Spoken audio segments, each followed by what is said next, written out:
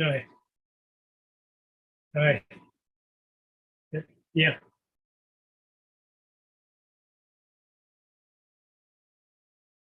Where do I see that?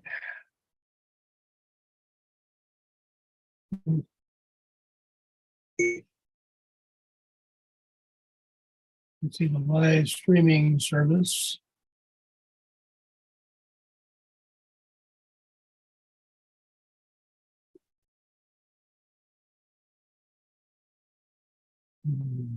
Okay.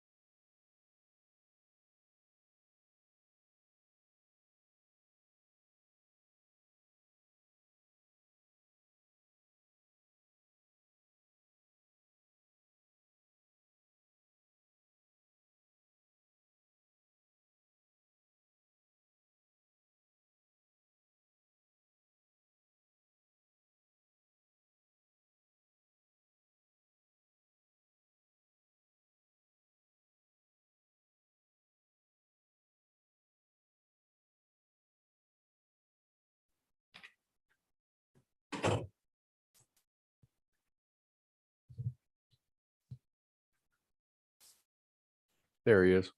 Good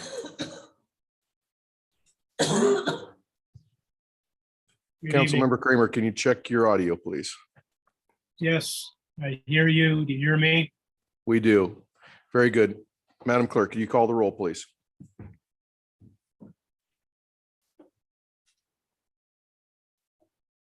Councilmember Slotin, Here. Councilmember Overton, Here. Councilmember Kramer, Here. Vice Mayor Claffey, Here. and Mayor Purdock. Here. Vice Mayor, would you mind leading us in the pledge? I Pledge allegiance to the flag of the United States of America and to the republic for which it stands, one nation, under God, indivisible, with liberty and justice for all. Thank you all. If you wouldn't mind, if you could remain standing, just like to have a moment of silence, like to think of those who are out serving the public, both here in the States and abroad.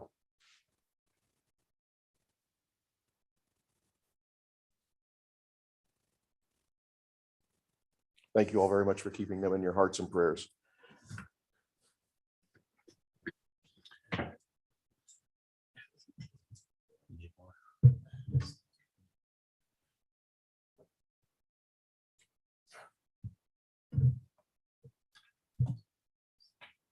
Right.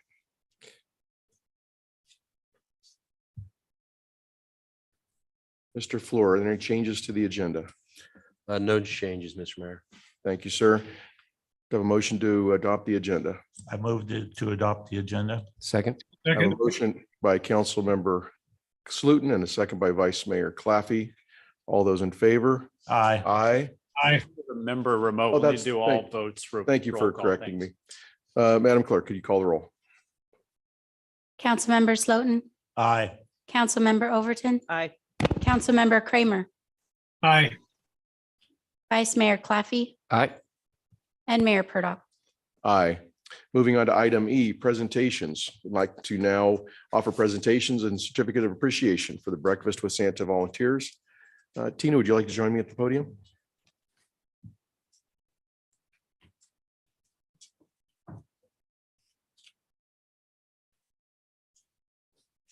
Thank you so much.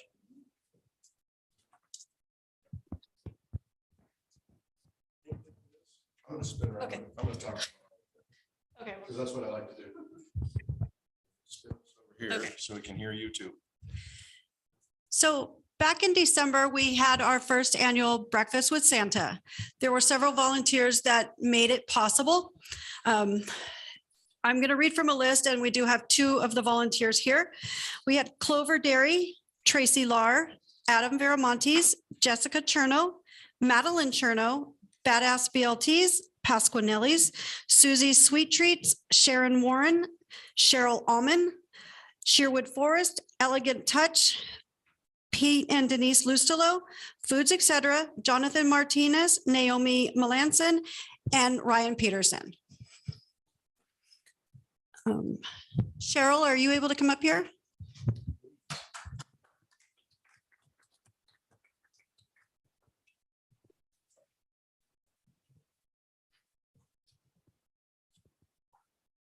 Thank you, Cheryl. Thank you very much. Next, we have a very special person to Clearlake is Ryan Peterson, who built the chair that Santa was able to sit in.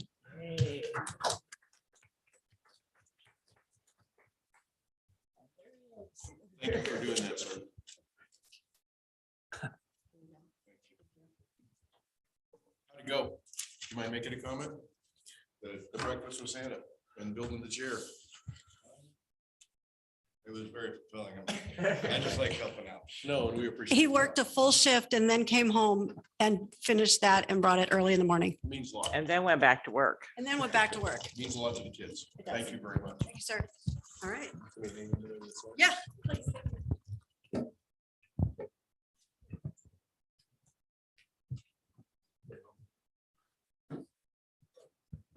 I think we're good. All right.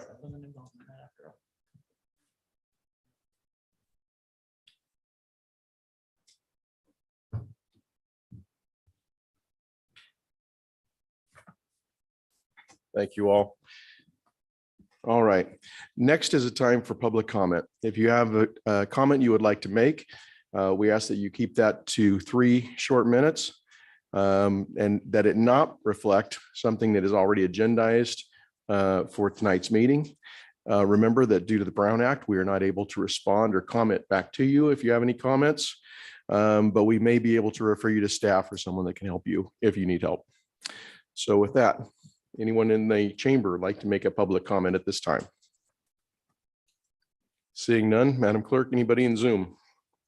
There are no hands raised on the Zoom, Mr. Mayor. Thank you so much. And I will close the time for public comment and we'll move on to the consent agenda. Would any of the council members like to remove or pull an item from the consent agenda? Thank you. Any member of staff? Seeing none, any member of the public like to discuss or pull an item from the consent agenda? Anyone in Zoom? There are no hands raised on the Zoom, Mr. Mayor. Very good. May I have an, Mr. Mayor, I'd like to move to approve the consent agenda. I'll Mayor, I'll second. I have a motion by Vice Mayor and a second by Councilmember Slotin. Sorry, Councilmember Kramer. Madam Clerk, could you call the roll? Councilmember Slotin, Aye. Councilmember Overton, Aye. Councilmember Kramer, Aye. Vice Mayor Claffey, Aye. and Mayor Purdock. Aye. Thank you very much. Now, moving on to the public hearing, I would like to open the public hearing with item number 4, an appeal of the Planning Commission's decision on December 13th, 2022 of the conditional use permit application CUP 2022-02, a design review number DR 2022-02, and corresponding environmental analysis CEQA IS 2022-06 of 6356 Armeo Avenue in Clearlake, California 95422, assessors parcel number 042-121-25. And I believe Mr. Ryan, you're gonna, or Mr. Jones is gonna speak to Yes, this. thank you, Mr. Mayor, members of the council. I'll start by talking about the process and procedure, what this will look like. So Mayor, you have opened the public hearing. The next thing, the city manager is going to give an introduction of of what this project is and how we got here. Following that, the appellant, which is the Koi Nation, has filed the appeal. They've asked for 25 minutes, which the mayor has granted. So they'll have an opportunity to present for their appeal at that point. We'll then open it up to public comment. Members of the public would have 3 minutes to present their comments. Following that, we'll do a further staff presentation.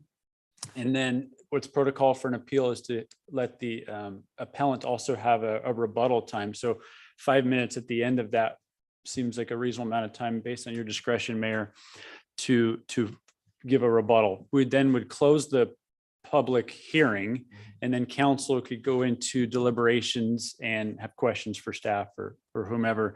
And then if the council is so inclined, they can vote on whether to approve or deny the appeal at that point.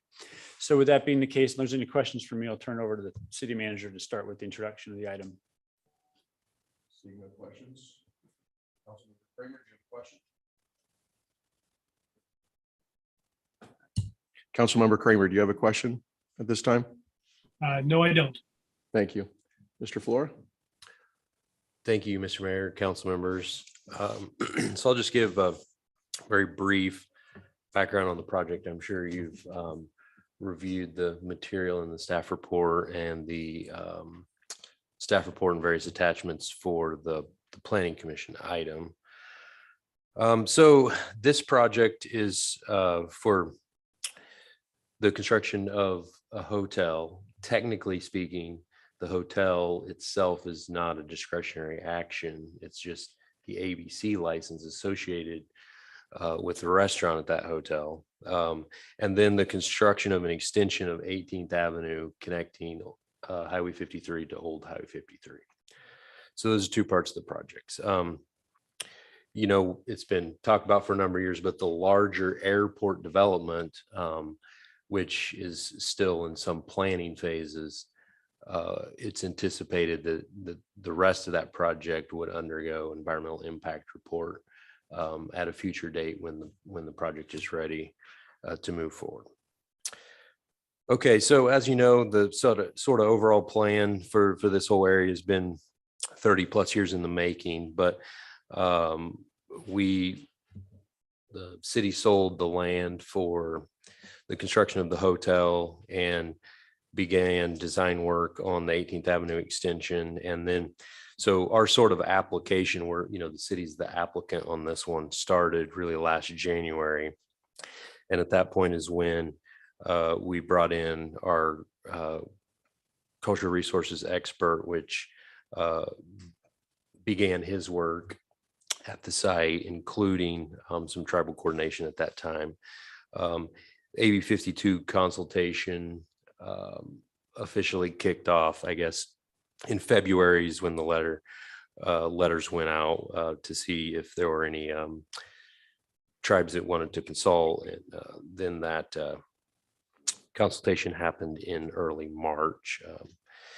And so from there, the city got all the comments back from various agencies and the comments from the tribes. And in October, the draft mitigated negative declaration was prepared and circulated.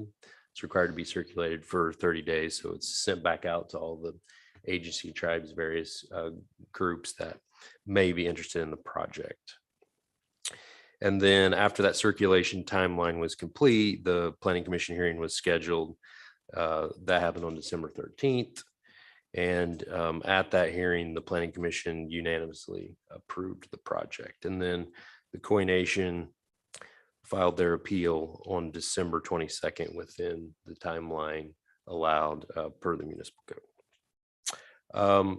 We have received 2 sets of correspondence from the Koi. There was one as part of the appeal, and then there was a second one that was sent this afternoon. So as soon as we received that, we forwarded that along to the council.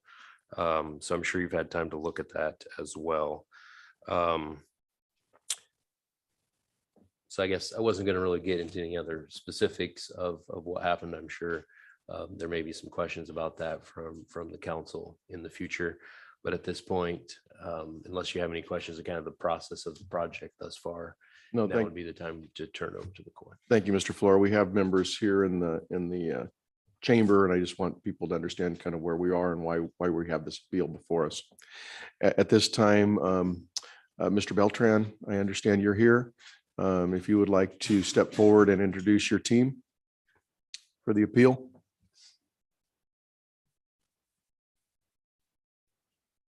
Thank you for coming, sir. Thank you.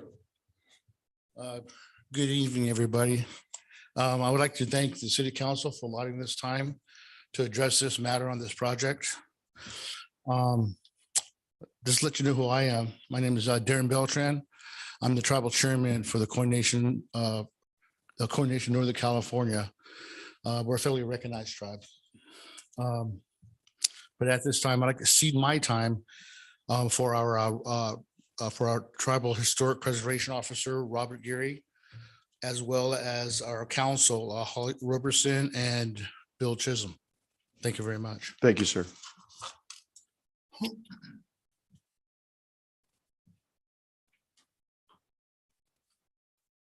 Thank you for coming, Mr. Gary. Thank you, Mayor Sluden, for giving me an opportunity to address the council today. My name is Robert Gary. I'm the Tribal Historic Preservation Officer for the Bamatopomo of Upper Lake and the Tribal Historic Preservation Officer representative for the Coin Nation. Just kind of wanted to update everyone, I think, on some of the actions I think pertaining to this. First, I wanted to say that the tribe is not against this as far as the project itself, but what we have been doing is trying to establish a good working relationship as far as the consultation portion of it, and hope to continue that. There were a lot of things that really weren't complete. So we're not, like I said, we're not against the project itself, but the consultation portion and the AB 52 process itself, just making sure that everything is done precisely and correctly according to the law. So I'd like to start out really quick, in just explaining, tribal cultural resources. There's a lot of misunderstanding, I think, what tribal cultural resources are. I've provided some training, I think, both for state and local agencies here in Lake County, free of charge for AB 52, SB 18, AB 168. Mr. Mayor, I'm sorry to interrupt, Mr. Gary. Councilmember Kramer's having a little bit of a hard time hearing, so maybe he's asking if you could speak up a little bit. Sure. Oh, thank you. Yes. So I'm going to explain just a little bit as far as what cultural resources are. Under section 21074 of the Public Resource Code states that tribal cultural resources are sites, features, places, cultural landscapes, sacred places, objects with cultural value to the tribe that are listed or determined to be eligible for listing with the National Register, State Register of the Historical Resources, or listed in a local register or historical register. So with that said, I think a lot of people are always on the understanding that it's just either burial associated items or artifacts. That's it. To break it down actually into 4 categories, there's Native American remains, grave-related artifacts, traditional cultural resources, cultural sites, village campsites, gathering areas, tool manufacturing areas, burial grounds, religious or spiritual sites. We have a picture of one according to the indigenous communities, right here in the Commerce today, Chambers today, and artifacts.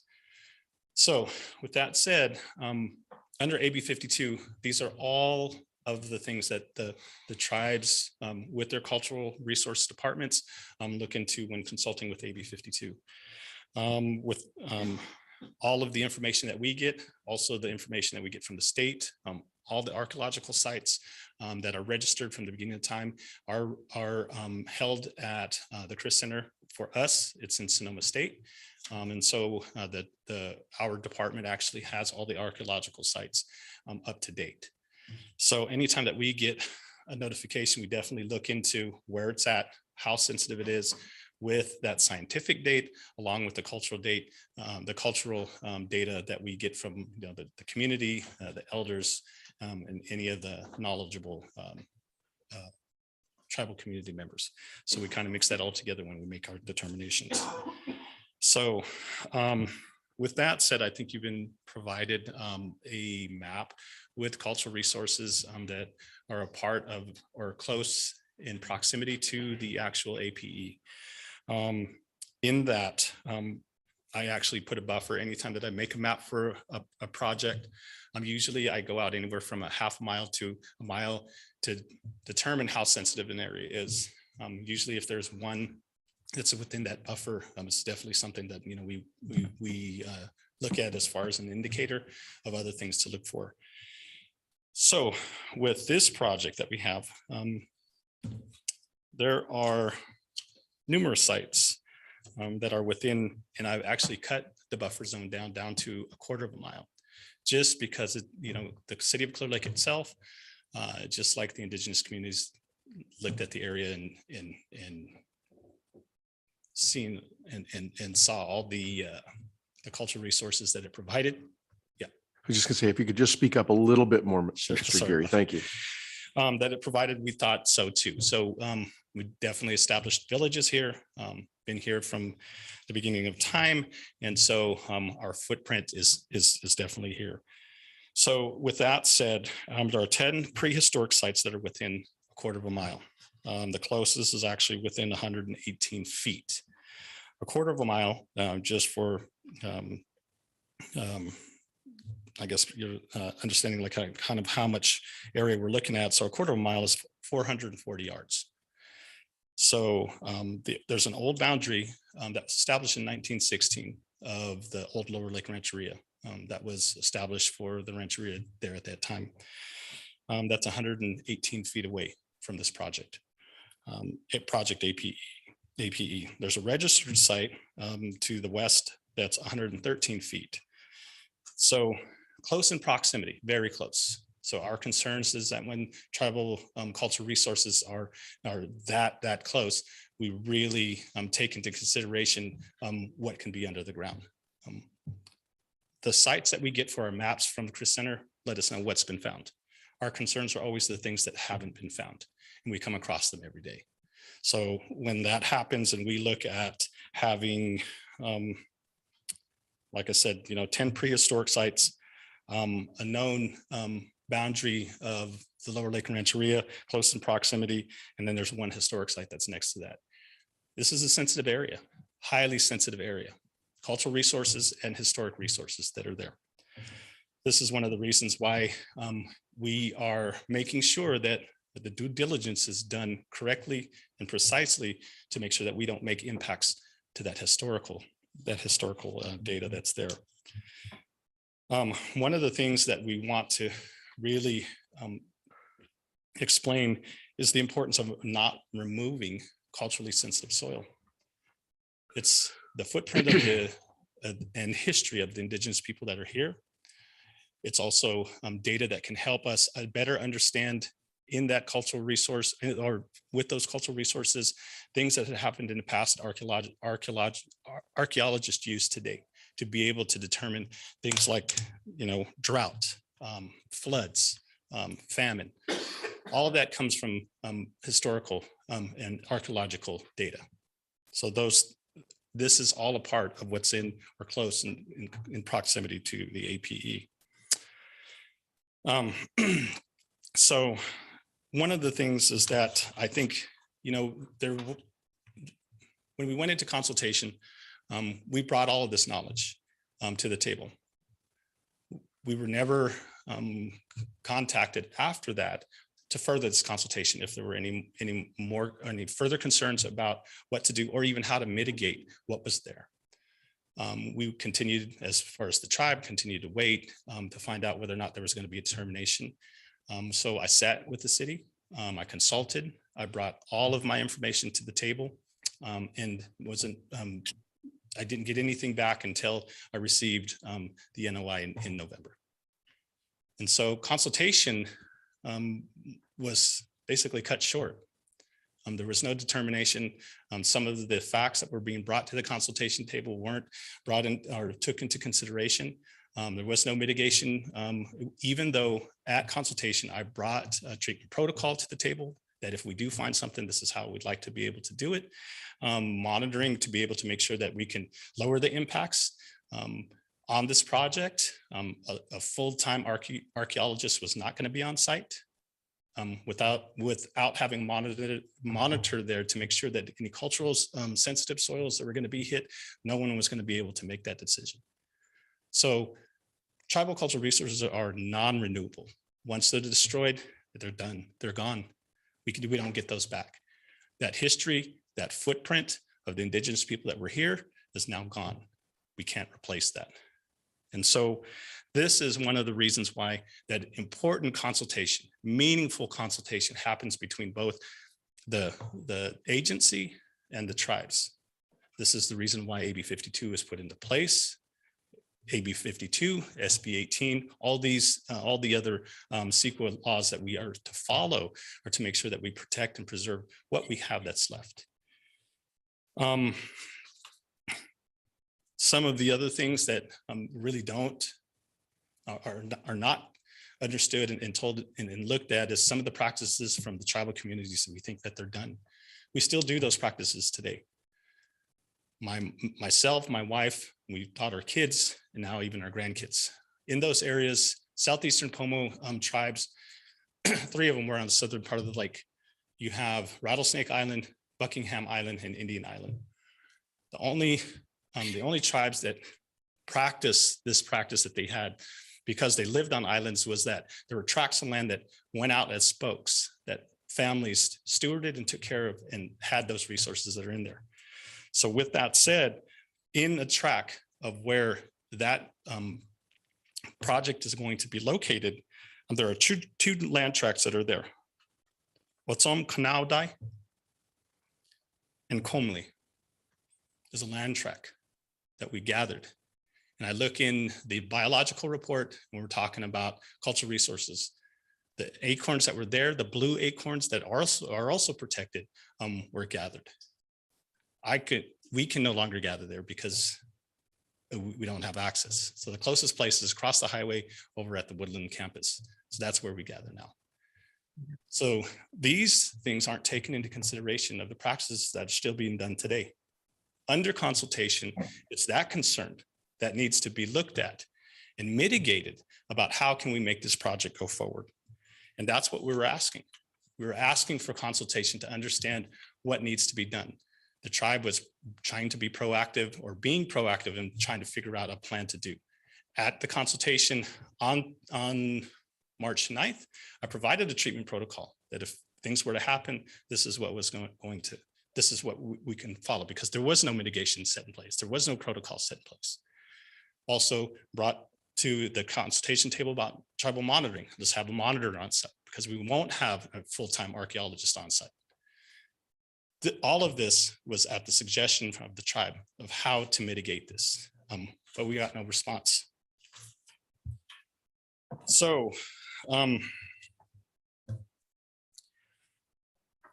archaeological monitoring also and tribal monitoring are 2 different things. Archaeological resources and tribal monitor resources are 2 different things. And so that's why I think it's important for the combination, the collaboration, I think, of both to make sure that, we do the best that we can to follow CEQA, preserve what we have here. Clearlake is a beautiful place. We definitely want development, but we want to do it in a way where it doesn't erase our footprint. There shouldn't be an erasure of the tribe's history here in Clearlake. It's a huge resources. It has many resources. Not only that, the Pomo people, Pomo basketry are world renowned. In the New York Met, there's a huge, in the American Wing, sits in the same huge painting, historical painting that they have of George Washington crossing the Delaware. They also have a picture of the roundhouse here in Clearlake. It was painted by a French painter back in 1878. Really important. Clearlake has that. Clearlake has the reputation for being a really culturally sensitive area. And so we want to make sure that that culture is preserved. And there's ways to do it. We can still develop and there's ways to do it, but we have to do it together. And that's what we're hoping for.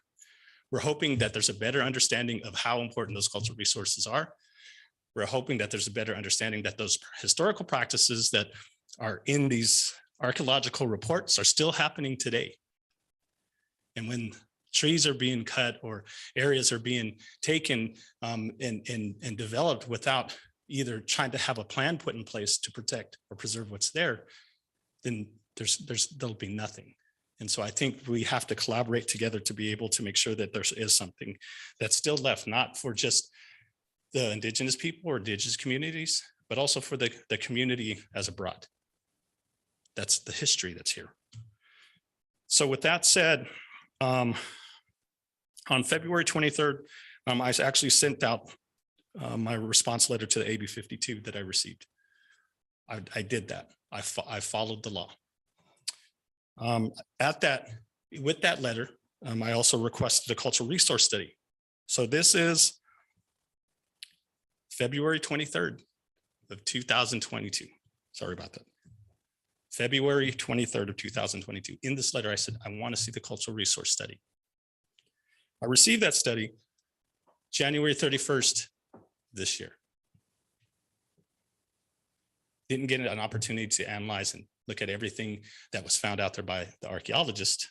And that's an important part. So one of the things I think is really important is to understand that all information and data that's collected for a project is really important, especially dealing with CEQA and environmental issues. Tribal cultural resources are a part of the environment. They're a part of the process. So as far as the timeline that's for this, here just kind of going to go down the line of like exactly what had happened. AB 52 and the RFR notification, we received that on February 16, 2022. Like I said, I responded to that notification, and on AB 52, I get 30 days. I responded on the 23rd of that month. Asked and request for cultural resource study and a consultation. Consultation happened. I brought my concerns to the table. There was no definite on what was going to happen from there. So consultation is still ongoing. We considered that it was still ongoing.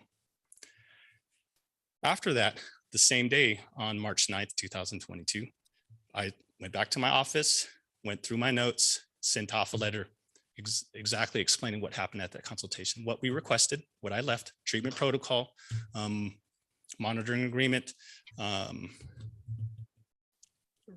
also asked for AB 52 notifications to be certified mail. I'm also still waiting for a reply, I think, with that, because it's saying it's under review, even though everyone else, I think that's a part of this project, is receiving certified mail about project information for this. So the notice of intent, and then I get it on November 26, 2022. Not understanding exactly where the finalization of the consultation happened. Wasn't, aware. I didn't receive a letter, didn't receive anything about that consultation was closed. So I think with that and everything that we followed in CEQA and AB 52, we're asking, and I know for myself, it's just to ensure that that consultation is continued. We're still in consultation. We were never notified that consultation was done. Thank you. Sure. November 26th is when we got an email notifying us of the NOI. The notice of intent. Consultation happened on March 9th. And nothing in between. So, I come, I think really quick, is like I come as not just a tribal historic preservation officer, a citizen of Lake County, citizen of one of the indigenous communities from here.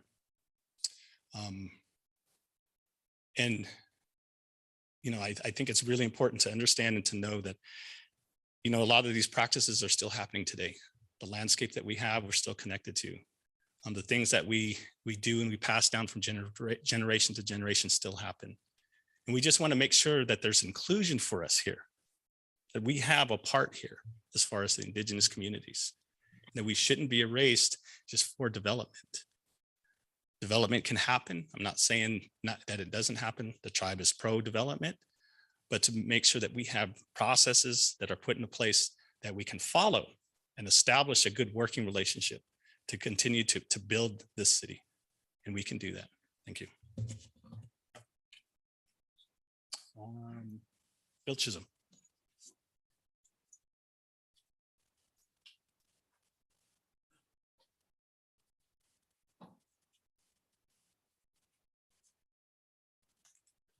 Good evening, Mr. Mayor, council members.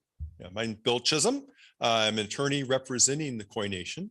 And I did want to just clarify, I know in the staff report, there was an indication that the firm I'm with, the Chronic Moskovitz firm, filed the appeal. But as I think staff properly noticed, this is the appeal of the Koi Nation.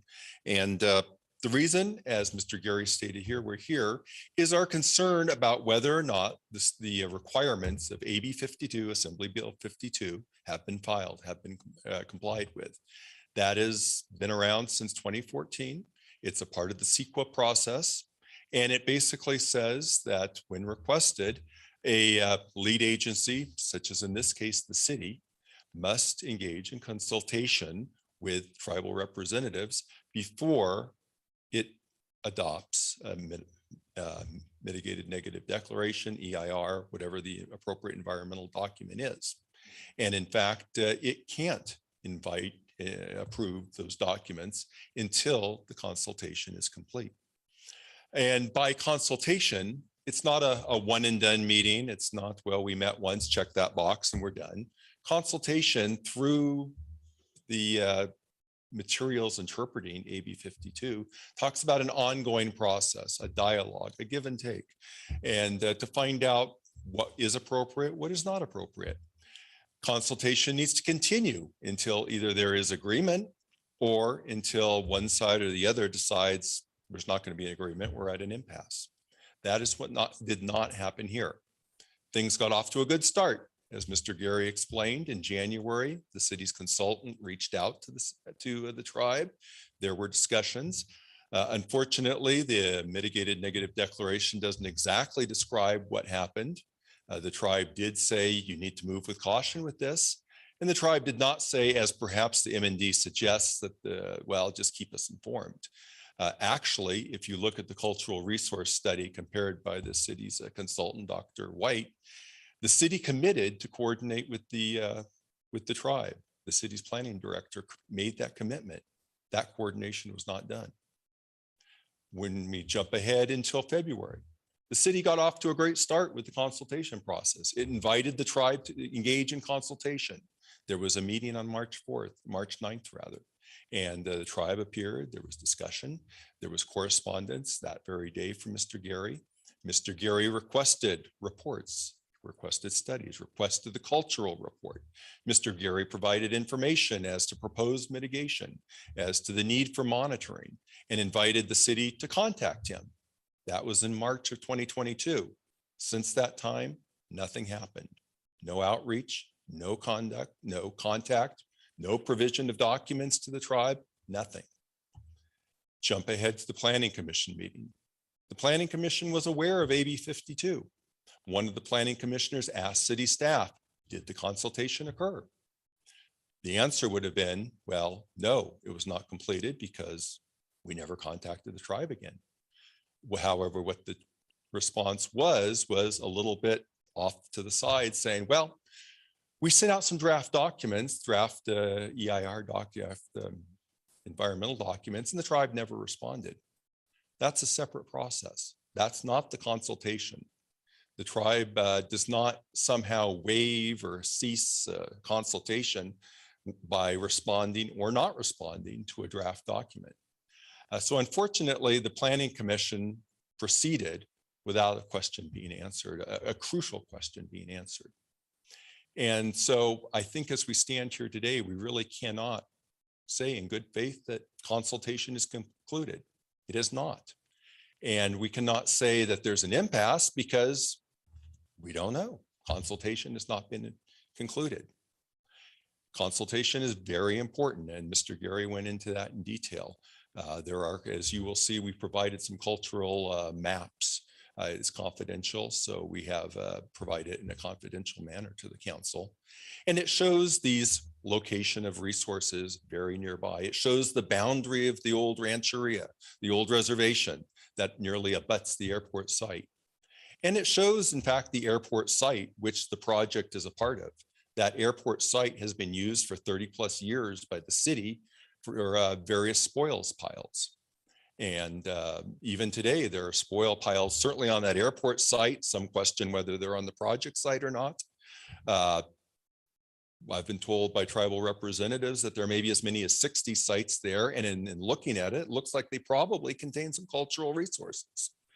And in fact, we know within the past few years, there were some spoil piles deposited on the airport site that contain documented tribal cultural resources, as well, I will finish up, as well as human remains that were on the site nearby, airport site nearby where the project is.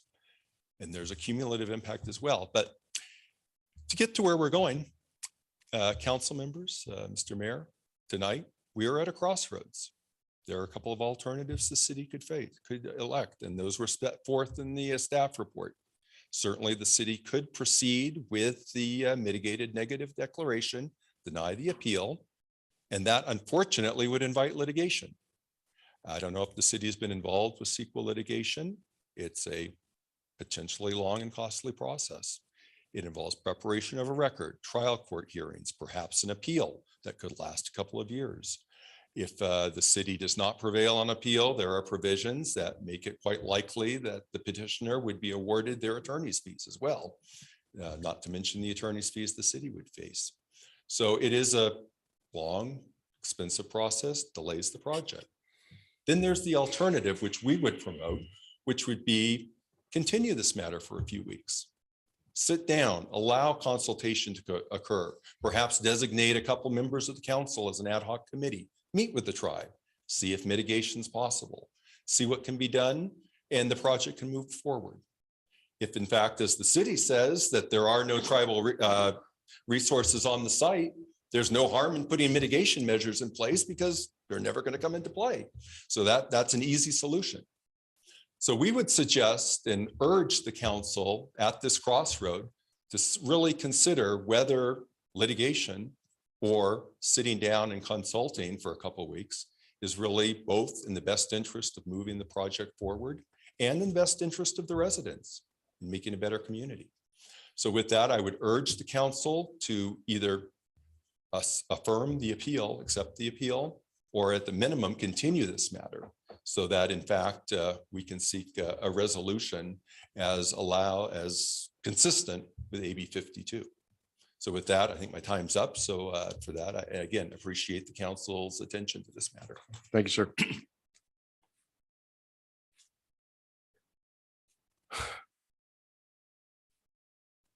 Councilmember Overton? No. Thank you. At this time, I thought there was someone else wanted to offer some testimony. I know we ran a little long, but I do want to afford our appellant time to get their appeal in. Is there someone else, Mr. Beltran, that you would like to represent your appeal? Yes. Ms. Robinson, if you could, but let's try to keep it a little short. Thank you so much. You bet.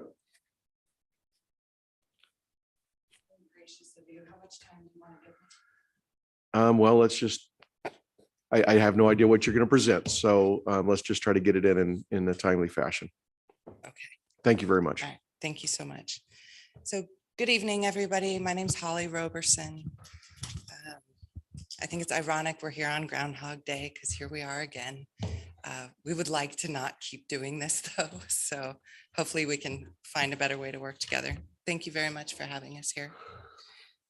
Just in addition to the points made, I also want to thank the city for doing a more robust job in consultation on both the Burns Valley project and the Austin Park Splash Pad project. Dirk Sluten's been key to that. So as your city attorney, we appreciate that.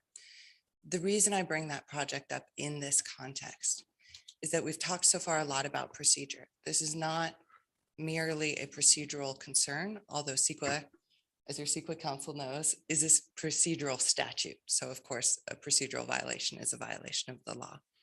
But we're also very concerned that there will be a substantive direct impact on physically present tribal cultural resources on this project, because there's a history, a cumulative impact in this area, as you can see in the confidential maps provided to you this evening. There's been easily over a dozen studies. Greg White, Dr. White has been involved in many of them. This area where the hotel is has not been studied from a tribal cultural resources perspective. It's just the archaeological perspective. And I don't know how logical it is to think there's something here, here, here, here, here, and here, but nothing here magically in this one square. Austin Park, for example, there was an archaeological study. Dr. White is a very knowledgeable person. He thought he had a plan. The city said, okay, this is good enough. We won't hit anything. Day one, day two, 1,500 objects, right? 1,500 tribal cultural resources found on that site. So exactly what the tribe said, exactly what Mr. Gary said would happen, happened. That's really unfortunate. Fortunately, in that case, the city did listen to the tribe and added tribal monitoring. So we were able to recover those items, help the project go forward. We still, unfortunately, have a little bit of, I would call it cleanup work to do. That's in part because the Tribal Cultural Resources Treatment Protocol, same document Mr. Gary provided, we did not figure out together ahead of time in consultation what exactly happens, right? So this is about prior planning prevents poor performance. We understand the project applicant, time is money. We understand timeliness is important. We can work with the city quickly. But having the studies done ahead of time, having the treatment plan in place, what that does is helps if you have an inadvertent discovery. And at this point, how would you know? Because there's no monitoring on site, not archaeological monitoring, not tribal monitoring. Okay. So how do you know if nobody on site is trained? I mean, if somebody's out there operating a backhoe and they don't know what they're looking for, it's very easy to hit something and destroy it before you even know you did. So these plans and mitigation measures that we're proposing, believe it or not, are actually designed to help the project move forward more smoothly once construction starts in a way that is also respectful of tribal cultural resources and follows the law. That's what the monitoring plan's about. That's Okay. what the tribal cultural resources plan is about. I've brought with me this evening, should the city council wish to consider it, draft mitigation measures that the tribe believes would make the city's determination that mitigation for the MND to the level of less than significant impact is adequate. That essentially allows us to stand down. Or these could be conditions of approval, right? You have the ability with your council's advice, of course, to adopt conditions of approval, move the project forward with these prudent measures in place. Or as the speakers before me said, we can go backward, not backwards, but finish consultation and then move forward. But I just came tonight to assure you the Koi Nation is not trying to stop development here in Clearlake. We live here too, right? Our kids will be here. I will probably stay at that hotel. We just want to make sure that the law is followed. I personally wrote the CEQA guidelines for AB 52. I've worked on millions of dollars and in some areas, $billion-dollar projects where you work with the tribe effectively and you get your project done on time. So the Planning Commission has heard this from you, from me. Mr. Sluten's heard it. I want the city council to hear it. I'm volunteering my time. We will give the city staff and the city council, whoever you want to invite, pro bono free training. We will work with you on development guidelines and standard mitigation measures. We can break this Groundhog Day cycle. You don't have to spend so much time with us. And, Mr. Gary is a statewide recognized expert on tribal cultural resources and consultation. So we genuinely hope that we can all do better together. Thank you Thank very you. much. Thank you very much. Mr. Flora, the city's rebuttal, or go ahead, Actually, Mr. Jones. I think we talked about this would be the time for public comment to the Oh, that's extent right. there is any, in addition to the. Thank you, appellant. Mr. Jones. At this time, I'd like to open this public hearing for public comment. Anyone wishing to address the council on this matter, please step forward. State your name, your city of residence, and your points. Remember, we're keeping this to a 3-minute maximum. Cheryl Almond, City of Clearlake. I want to support the process that we interact at a more efficient level than it sounds like we have been to secure any tribal sensitive areas and artifacts that need to be cared for in an appropriate and passionate manner. Thank you. Thank you, Ms. Ullman. Anyone else wishing to speak on this matter? Please step to the microphone, state your name. Good evening, Mayor and Councilman. My name is Katina Geary. I am a resident of Clearlake Oaks, and I have children who are from this area as well, indigenous to Clearlake as well. So after hearing everything and reading the mitigated negative declaration, I should also state, I'm also chairwoman from our tribe in Santa Clara Valley. Silicon Valley is where our people are from, and I'm current chairwoman. I also deal with these projects, development projects by big tech companies, large, small, all around. So I'm very familiar with standard mitigation measures, and reviewing these mitigation measures, there really is no mitigation for tribal cultural resources here. All it does is refers back to cultural resources. So cultural resources and tribal cultural resources are separate categories under CEQA law. Simply referring back to another category is inadequate. So that's something that has to be worked on. Tribal cultural resources is just that. So it's receiving input from the tribes. I don't see that here. There's something that mentions koi and something about a house. That's it. From what I understand, Mr. Gary has consulted and has raised some questions. It sounds like they're not even noted here, and that's something that needs to happen. When a tribe consults, a report should actually be done, and the public should be able to read. Okay, so this tribe had this concern, and so what is the city doing to address it? I don't see that here either. So one thing is a proper mitigation, and I'm just going to read you one. And this is one for a project where there were resources a half a mile away, not 100 feet. And it basically says, prior to any ground disturbing activities on the project site, each construction crew involved with the ground disturbing activity will receive mandatory tribal cultural resource sensitivity training. So that's to protect the resources in case somebody still know a little bit of what to look for. But also a tribal monitor will be present during construction, places that involve ground disturbing activities. And then it goes on and on about how resources should be treated and that the tribe should be involved in every process, including the mitigation plan and the mitigation, the treatment plan. So we need to make sure that the resources here are protected. Clearlake is very special. It's the oldest freshwater lake, right? In California, a lot of people don't know that, but it's also rich with cultural resources. The people here are one of the oldest Pomo groups. A lot of the other groups descended from them. So the history here is not rich, and it's not important just for the people who live here, but it should be important to everybody. And so we hope you will take the time and take, Mrs. Roberson's, offer to help, create some standard mitigations that really, really protect, this place. Thank you. Thank you very much. Anyone else?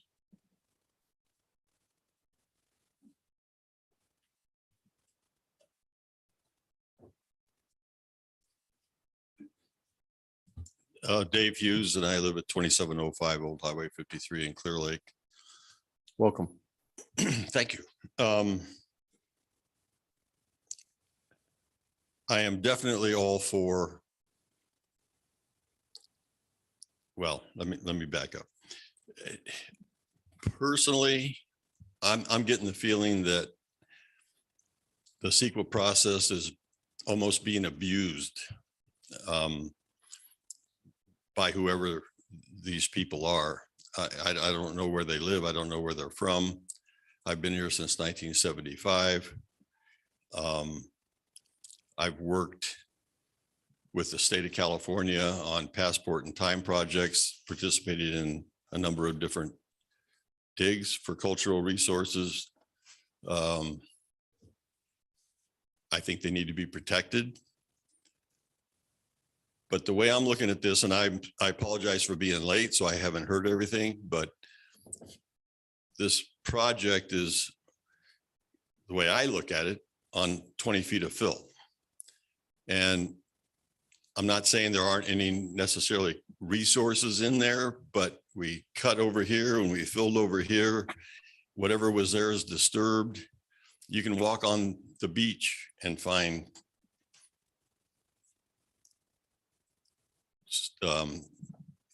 well, you can find artifacts. I mean, we do it all the time. And I did hear them request a couple of weeks, and I would almost suggest that that might be an alternative.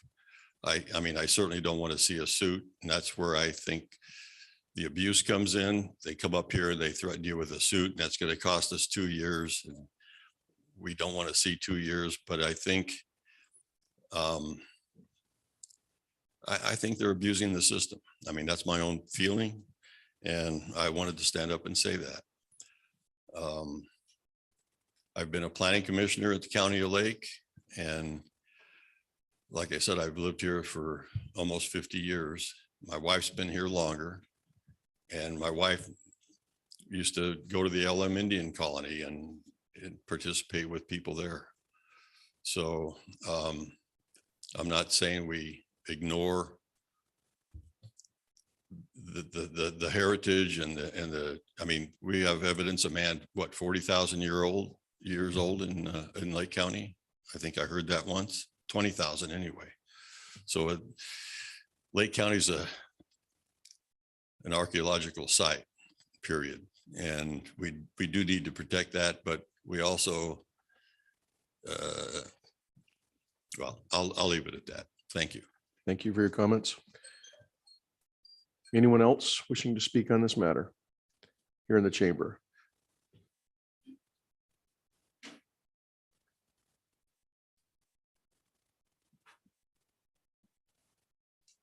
Good evening, sir. Welcome. Hello, my name is Robert Morgan. I'm a Lake County resident.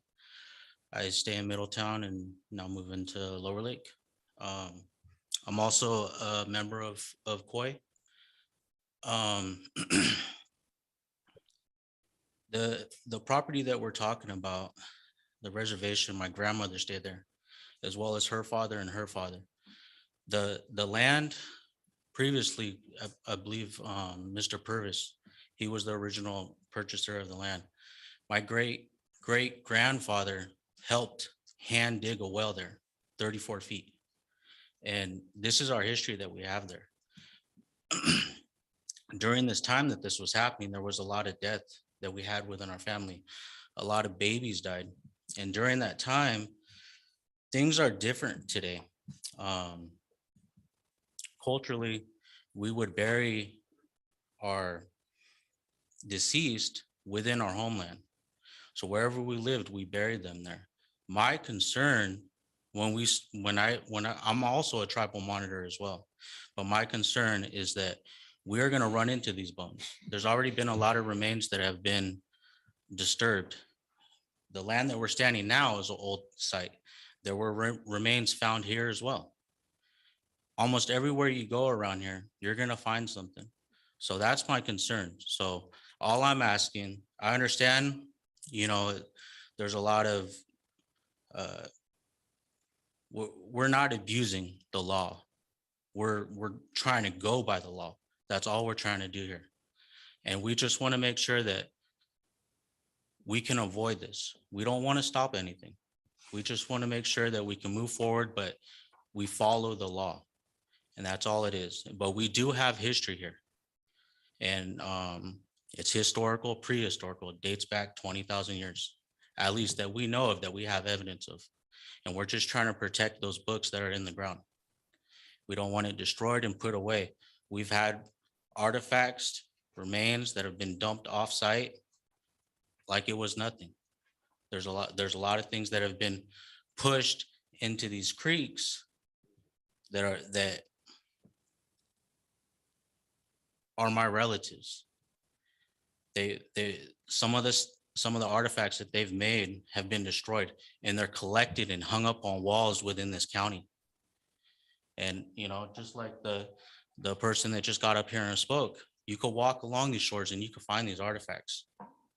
And unfortunately, that's what happens every day. And it's been happening for the last 100 years, and we can still do it. That's how much resources we have within this county. It's very special. It's very special to me. It's very special to my tribe. So I just wanted to Thank say you, that sir. much. Thank you. Appreciate your comments. Anyone here in the chamber wishing to speak? Seeing none, Madam Clerk, is there anyone on Zoom? There is a hand raised on Zoom, Mr. Mayor. Aaron, go ahead. Thank you. Can you hear me okay? Yes. We can. Thank you. Okay. Erin McCarrick, resident of Clearlake. And I'll speak first as the planning commissioner who asked about the tribal cultural resources and the consultation.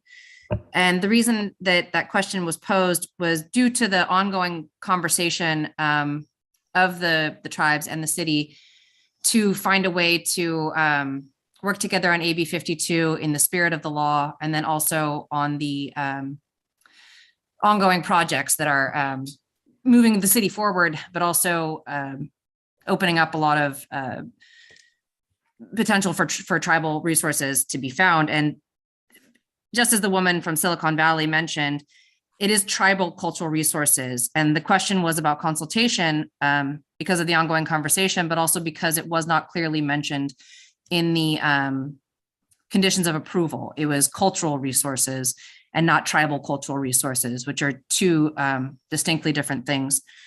And so I'm not sure if those changes were updated. Mr. Roberts had said that he would update those changes to include tribal cultural resources. I could be looking at a different draft. I didn't see them. And now I'm speaking as a citizen of Clearlake who wants to see the progress that the city is making and the amazing work that the city is doing to beautify and provide recreation and provide commerce, but also with the hope that there is the following the intent of AB 52 and that consultation, and looking to our city leaders to respect all the heritages, because you could unearth things that are maybe not tribal resources, but also cultural. When you drive into Clearlake, you drive past Anderson Marsh State Park, which is preserving that legacy and that history. You drive into the Riviera and you drive by the Eli's stage stop. So there's that. There isn't, minus the rancherias, there's not necessarily too many places where you can understand the tribal history in Lake County. And so with the tribe saying, can we preserve what we have here? And with the city engaging in this, I think that there is an opportunity for our leaders to really highlight all the history that we have in Clear Lake and Lake County. With that, I had just a couple questions. One, I was wondering what happened to the conversation on the October 20th City Council meeting with the potential agreement on how to deal with tribal cultural resources. And then also, I guess the second one isn't necessarily a question, but a comment, because when Mr. Flora mentioned that they, was it in January, brought in the cultural resources coordinator. I'm thinking that the intent of AB 52 is to treat the tribal consultation the same way that is, that it's just the initial first thought of, oh, we're doing a project, let's talk to the tribe and have that conversation. That's commentary on my part, but there we go. Thank you so much. Thank you, ma'am. Your time has expired. Appreciate your comments, though. All right, anyone else, Madam Clerk? There are no further hands raised in the Zoom. Very good. At this point, I'd like to turn it over to Mr. Jones. Yeah, and I'll actually introduce our CEQA attorney, Mr. Andrew Scantu of the Downey Brown firm. So he'd like to speak to the council at this point. Thank you. Sir. Good evening, council members. If you'll excuse me, I'm going to read from a report that has been prepared. Just put some finishing touches on it just this afternoon. So I'll read from it. I've got our city manager has some copies that he can distribute. The report was generated after reviewing documents that have been circulated back and forth, communications from the city and from the tribes, and in consultation with city staff. So I'm just going to run through some things. I'm not going to read everything in here. Some of it's been background information that you're already familiar with and has likely been covered already, but I do want to cover much of it so that I can lay out the record for what I have determined in my review of the record. So the following report summarizes the requirements for tribal consultation under Assembly Bill 52 and the actions of the city of Clearlake, that the actions the city of Clearlake undertook in completing the tribal consultation process with regard to the proposed airport hotel and 18th Avenue expansion project. For all projects where a notice of preparation is filed for an EIR or MND, AB 52 requires the lead agency to consult with any California Native American tribe traditionally and culturally affiliated with the geographic area of the proposed project. If requested by such a tribe, upon notice of the proposed project, if requested, the consultation must include alternatives to the project, recommended mitigation measures, or significant effects on tribal cultural resources. The consultation may include discussion concerning the type of environmental review necessary, resources, and if necessary, project alternatives, or the appropriate measure for preservation or mitigation that the California Native American tribe may have recommended to the lead agency.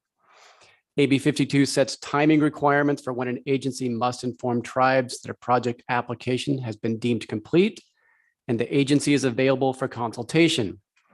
A lead agency must provide formal written notification to any culturally or geographically affiliated tribe that has requested notification within 14 days of determining an application for a project is complete.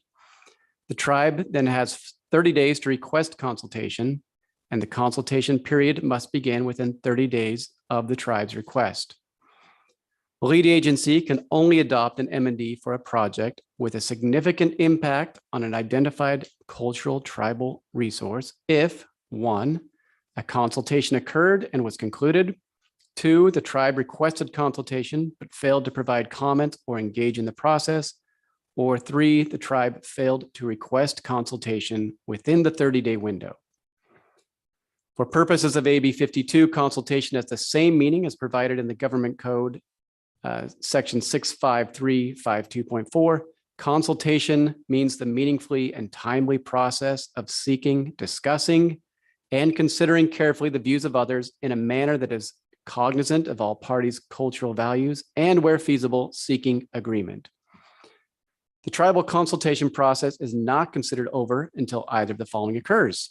1, the parties agree to measures to mitigate or avoid a significant effect if a significant effect exists on tribal cultural resources, or 2, a party acting in good faith and after reasonable effort concludes that mutual agreement cannot be reached. Under Public Resources Code Section 21084.3, if the lead agency determines the project may cause a substantial adverse change to tribal cultural resources, and if mitigation measures were not identified in the consultation process, then mitigation measures listed in the statute may be considered if they are feasible. Among other things, the examples include avoidance and preservation of the resources in place, as well as permanent conservation easements or other interests in real property to preserve the resource or place. So I'm going to go into some background as to the record that I've reviewed. In accordance with the city's Native American Tribal Consultation Program guidelines found in Appendix O of the city's Environmental Review Guidelines, archaeological consultants Subterra Heritage Resource Investigations began work on a cultural resource investigation of the project site and initiated coordination with Khoi Nation on January 3rd, 2022, to inform the tribe of the project and to request any information that tribal representatives might provide regarding the cultural significance of the project area. At Khoi Nation's request, Subterra conducted research and determined that a Khoi Nation tribal elder's historical residence was not within the project's footprint. Subterra held a video conference with representatives of Khoi Nation on January 6th, 2022, and Khoi Nation representatives advised the project should proceed with caution and that Subterra communicate the location and cultural significance of the tribal elders' historical residence to the city. Subterra relayed this information to the city on February 2nd, 2022, and received no additional tribal communications regarding the project. Upon completion of the application for the project on February 16th, 2022, the city issued a written request for review notice, an RFR, for the project to geographically affiliated tribes that had requested notification pursuant to Public Resources Code. Khoi Nation and the Habamatolel, sorry if I say that, Habamatolel, sorry. You're getting closer. Habamatolel. Abimato. I'm sorry about that. Of Upper Lake were included among the tribes that were notified of the RFR on February 16th. The city received a letter from Habamatolel Tribal Historic Preservation Officer Robert Geary on February 23rd, 22, initiating formal consultation with the city on behalf of that tribe. This was the only consultation request that the city received in response to the RFR issued on February 16th. The city issued another RFR for the conditional use permit portion of the project on March 7th, 2022. This RFR was sent to the Khoi Nation and their representatives, but no response was received to initiate formal consultation with the city. Under Public Resources Code Section 21080.3.1, the city began the consultation process within the 30-day window required by statute and held a project consultation with the Habamatolel on March 9th, 2022.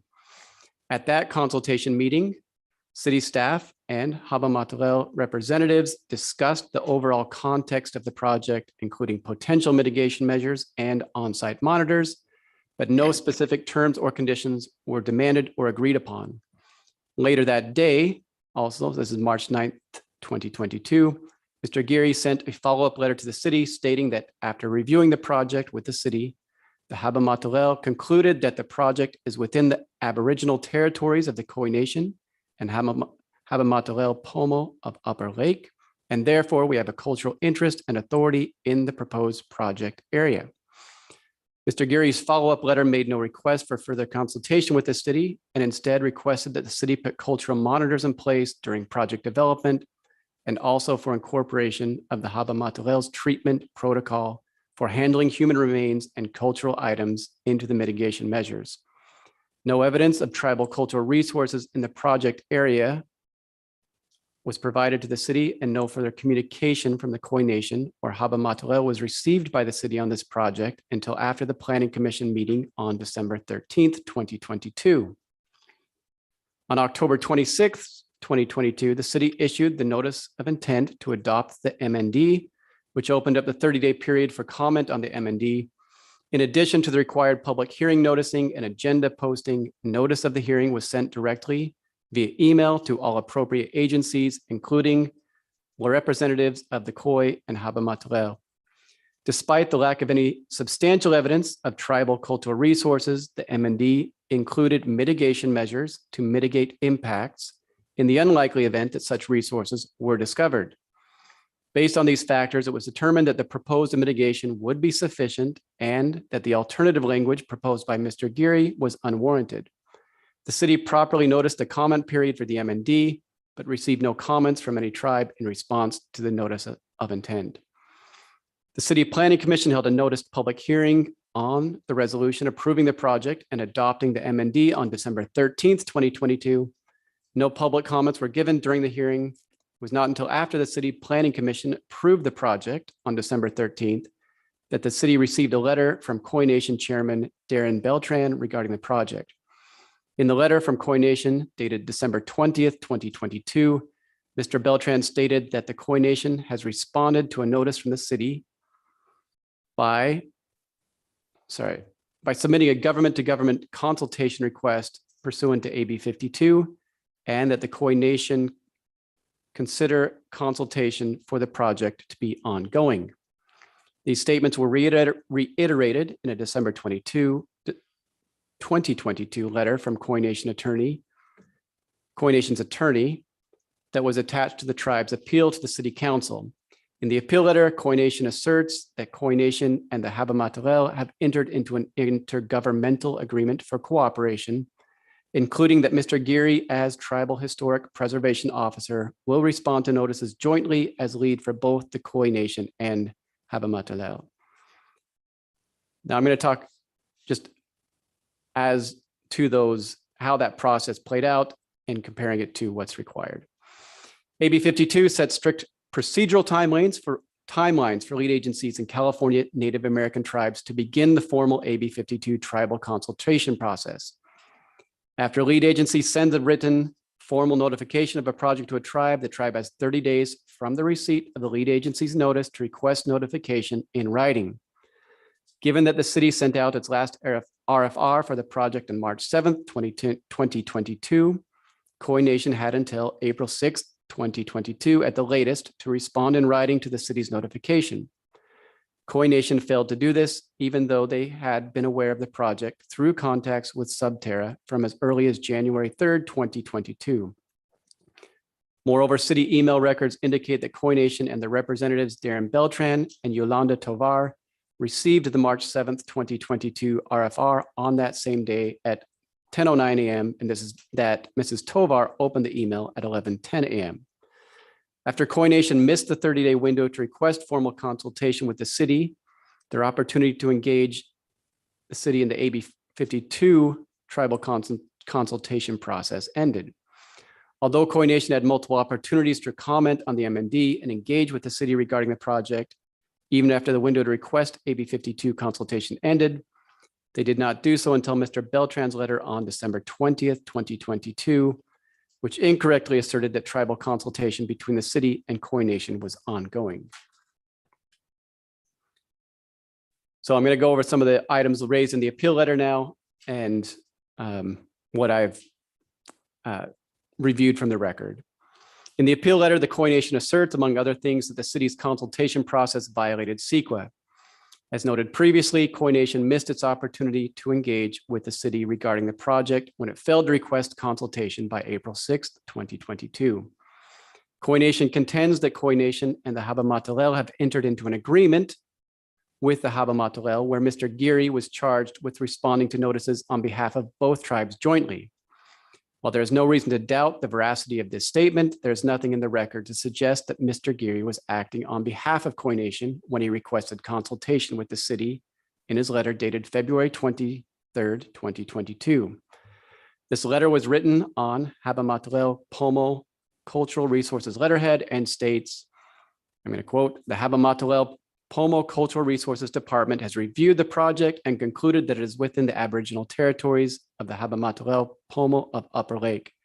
Therefore, we have a cultural interest and authority in the proposed project area and would like to initiate formal consultation with the lead agency."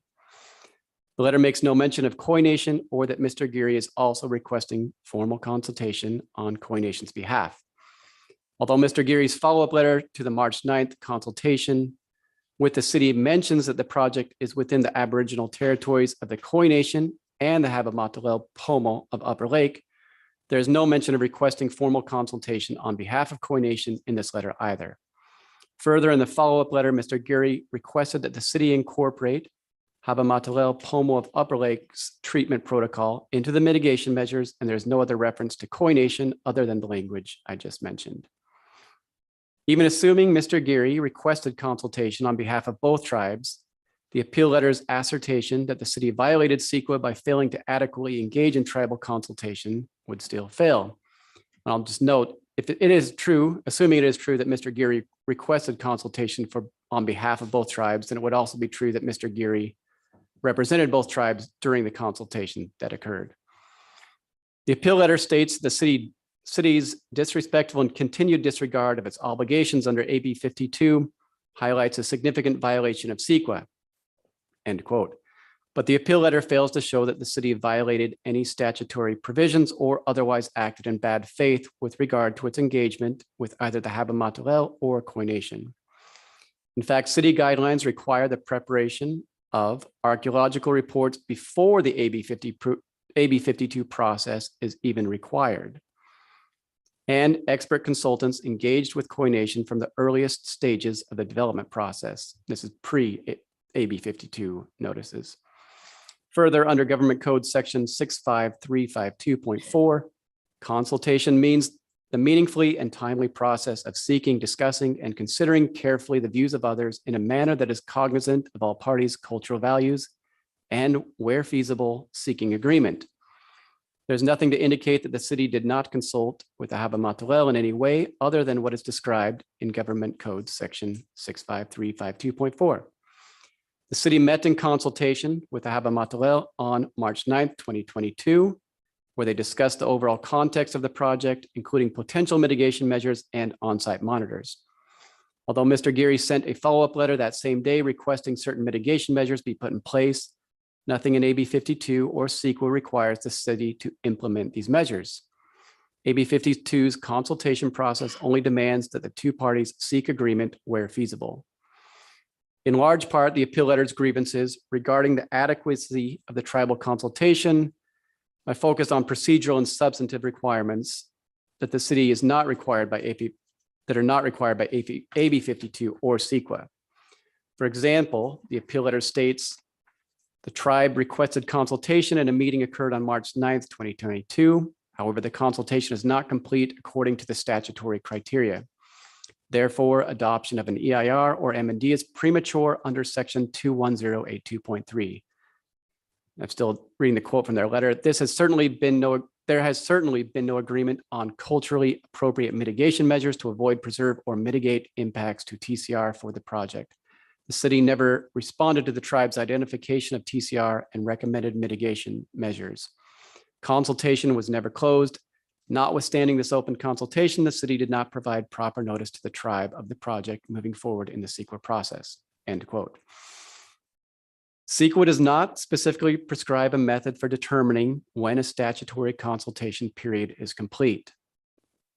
Under Public Resources Code, section 21080.3.2, the tribal consultation period is over when either party agrees to mitigate or avoid a significant impact, or when a party acting in good faith and after reasonable effort concludes that mutual agreement cannot be reached. Here, the city effectively ended the consultation when it circulated the MND and approved the project with the mitigation proposed in the MND. Nothing in the Public Resources Code specifically prescribes the method in which the city must conclude that mutual agreement cannot be reached. And CEQA does not impose procedural or substantive requirements beyond those explicitly stated in the CEQA statutes or the CEQA guidelines. Similarly, there's no requirement that the city specifically provide Koine Nation with notice that it was moving forward in the CEQA process. Although the city essentially did this when it sent the NOI to adopt the MND to both the Haba-Matalel and Koine Nation and their representatives on October 26, 2022. The public was notified consistent with all legal requirements of the City Planning Commission hearing considering the project. Koine Nation never commented on the MND or otherwise reached out to the city regarding the project, despite having multiple direct notifications that the city CEQA process for the project was moving forward. While the appeal letter asserts that the adoption of the MND was premature, there are three scenarios under the Public Resources Code where an MND for a project with a significant impact on TCR can be adopted. If first, a consultation occurred and was concluded. Two, the tribe requested consultation but failed to provide comments or engage in the process. Or three, the tribe failed to request consultation within the 30-day window. Here, all three of those scenarios have arguably been satisfied at different times. First, the city consulted with the Haba after the consultation reached a de facto conclusion when the city circulated and adopted the MND. Second, although the Haba and the city held a formal consultation in March of 2022, other than in their follow-up letter from the same day, they never provided any further facts that would suggest that there was any TCR on site or that they wished to further continue to engage the city on the matter. The tribe was silent over following months during the public comment period and the planning commission hearing. Finally, as discussed previously in detail, the Khoi Nation failed to request consultation within the 30-day window provided by statute. Finally, Khoi Nation alleges in the appeal letter that further consultation with relevant tribal governments and tribal cultural practitioners would elucidate the tribal cultural landscape and specific cultural context in which the known artifacts and other tribal cultural resources on the project site exist, and that the city should prepare an EIR. Under Public Resources Code Section 21080, the lead agency must prepare an MND when an initial study reveals potentially significant impacts on the environment, but 1, project plans or proposals would mitigate the impacts to less than significant, and 2, there is no substantial evidence on the whole record showing that the revised project would have a significant effect on the environment. Conversely, an EIR is required whenever substantial evidence in the record supports a fair argument. Significant impacts or effects may occur.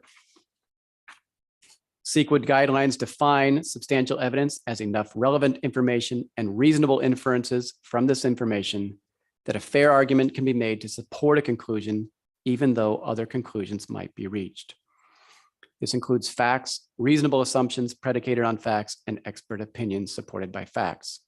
Substantial evidence is not argument, speculation, unsubstantiated opinion, or narrative, clearly inaccurate or erroneous evidence, and or evidence that is not credible. According to the CRI report, the intensive archaeological survey of the project area encountered no tribal cultural resources. This was determined based off of review of the California Historical Resources Information System, archival review of plats and maps, review of nearby recorded sites and cultural resources studies, as well as an archaeological field survey of the entire project site. Although CRI report did not find any evidence of TCR on site, and the project area had been previously bulldozed, severely graded, and most of the original landscape has been removed or redistributed as fill, a remote possibility remains that unknown TCR, including human remains, could be uncovered during the ground disturbing activities at the project site. As such, CRI recommended, and the MND includes mitigation measures to offset any potential significant impacts to TCR if discovered as a result of construction activity. In this, I've quoted the mitigation measures. I'm happy to read all of them verbatim, but I'm sure you're getting bored of hearing me talk, so I'll skip over those parts and just get down here. So there are mitigation measures that are in the MND to address the unlikely scenario that TCR or human remains are discovered. Although Khoi Nation posits that they can provide maps, cultural knowledge, and oral testimony to explain why the adoption of the MND was premature, they did not provide any evidence of TCR at the March 9th consultation with the city and have not provided any evidence to date that there is TCR on the project site. Although the legislature has found that tribes traditionally and culturally affiliated with a geographic area may have expertise concerning the tribal cultural resources, expert opinions must be supported by facts and cannot be based on speculation or unsubstantiated opinion. And to reiterate, no facts at this point show that there are TCR on the project site. They've shown it in the area, but not on the project site. The tribe's appeal letter has many inaccuracies. However, one section in particular requires clarification and correction.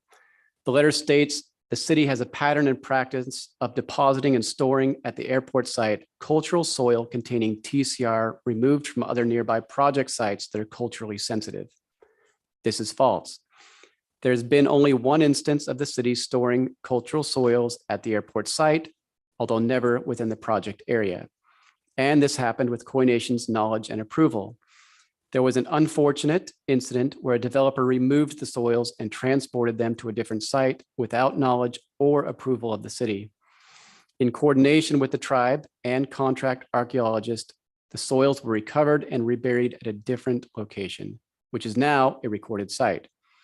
The city ensured that all culturally sensitive soils were removed from the airport site and reburied them with the tribe's involvement. There are no remaining cultural soils at the airport site, and there have never been cultural soils stored at the airport site within the existing project area.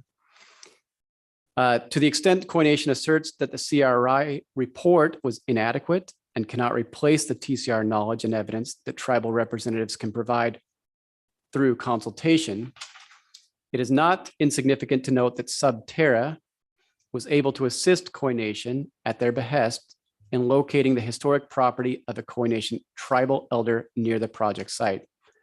The methods that Subterra used to find this property and determine that it was not within the project footprint were the same methods that Subterra employed to determine that the project will have no cultural resource effects. Subterra's exhaustive investigation represents substantial evidence on the record that the project will not have significant effects on TCR.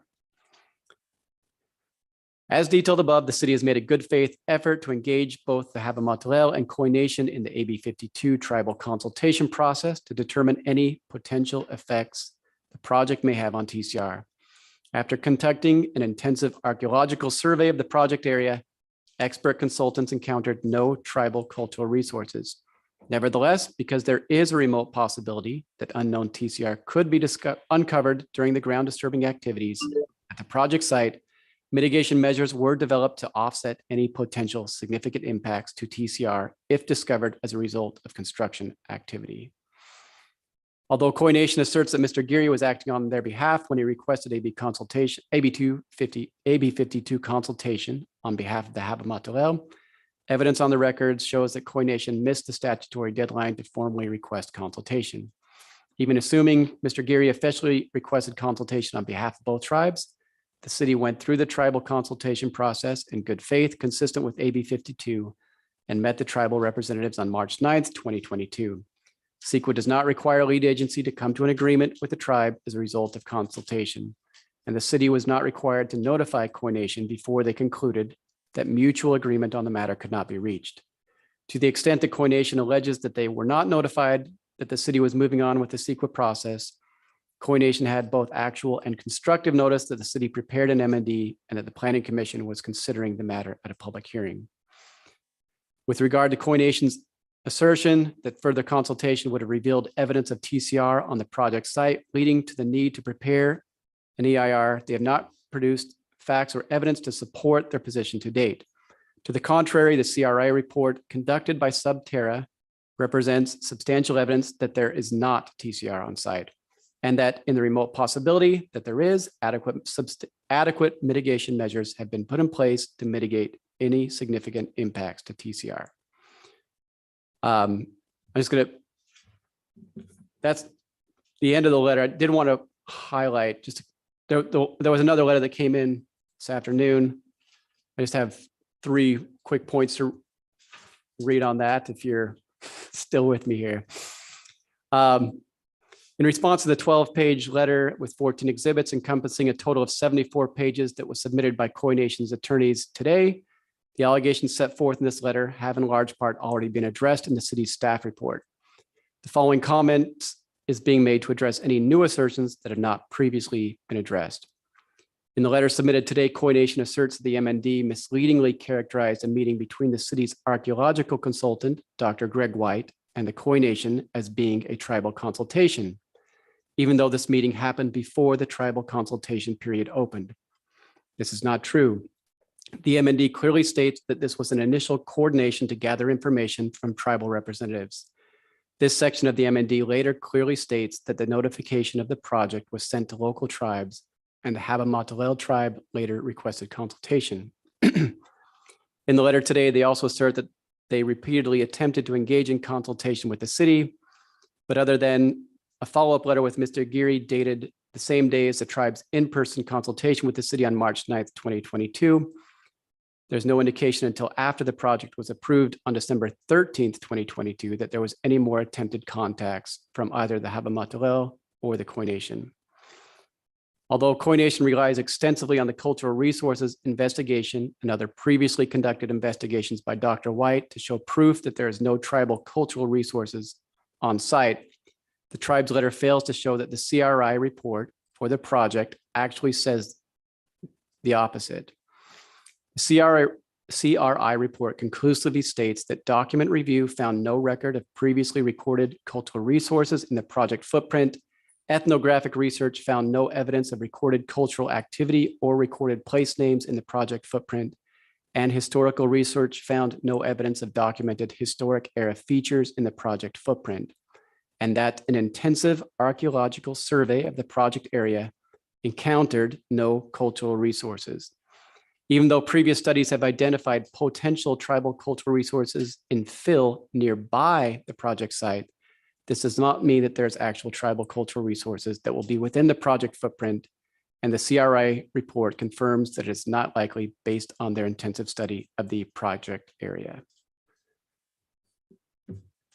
All right, so that summarized lengthy summary of my review of the record in consultation with staff and the communications that I've been able to review.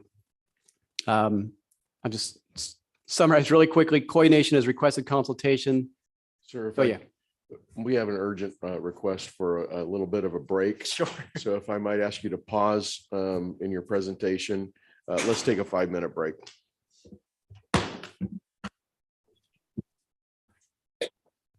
Thank you all for your understanding.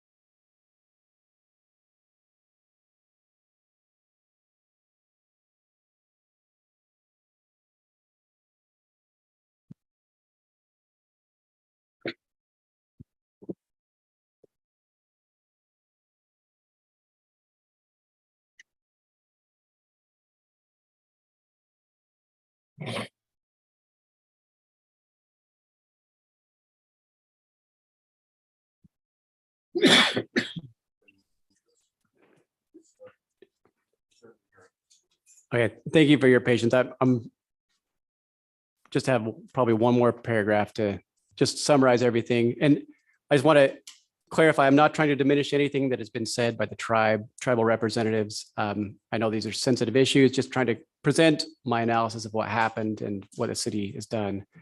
I'll just summarize it. From what I've heard, there are three. The Koine Nation has requested consultation. From my analysis, the city did its consultation. They've requested investigation of the site. That investigation did occur, as I've pointed out. And third, they've requested mitigation measures be incorporated, and there are mitigation measures incorporated in the MND. Obviously, those can be modified at the council's discretion, but there are mitigation measures present in the M&D that's before you now. Thank you. So now would be the time for rebuttal from the appellant and any questions? Correct. Back to coordination.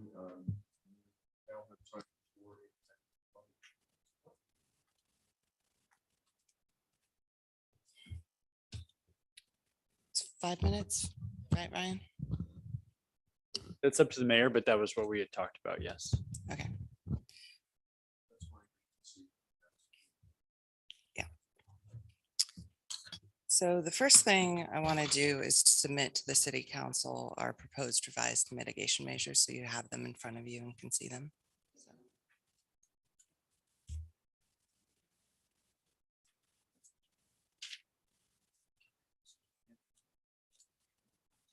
Yeah, they should already have them.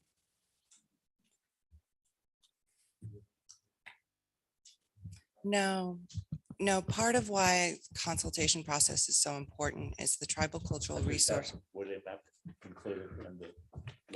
No, they were provided just prior to the meeting tonight. They were not included because they are highly confidential, which is why consultation is so important, because it provides a venue for the tribe to provide its evidence in a way that is not public. Because TCR information is usually on a need-to-know basis. Thank you, ma'am. Go ahead. Certainly. So I've just been informed by TIPO Robert Gary that he was actually told by city staff in consultation that they could not agree to the agreements he had provided because they had to take it back to city manager Alan Flora for approval. And then the tribes naturally was waiting to hear back. So given that fact, I don't know that the characterization provided today about the ball was in our court is entirely accurate. There's a lot of interesting alleged facts, sort of alternative facts, if you will, and interesting interpretations of the law that were provided in the report we just heard. I don't have time to rebut them point for point today, but I would draw the city's attention to a letter from the Attorney General's office provided in our attachment regarding tribal cultural resources and how the Attorney General's office feels that consultation ought to be done properly. That is one of your attachments, I believe the last attachment you received today. That's got a lot of good citations for case law. A particular case I would also draw the city's attention to is the City of Agora Cornell Knolls, which we've cited before and which I suggest you read, which talks quite a bit about what proper consultation is, what substantial evidence is. There is ample, both California and federal case law that says that oral testimony from a cultural practitioner, such as Robert Gary, is substantial evidence. He provided that substantial evidence personally in consultation where he signed in. If I could draw your attention to exhibit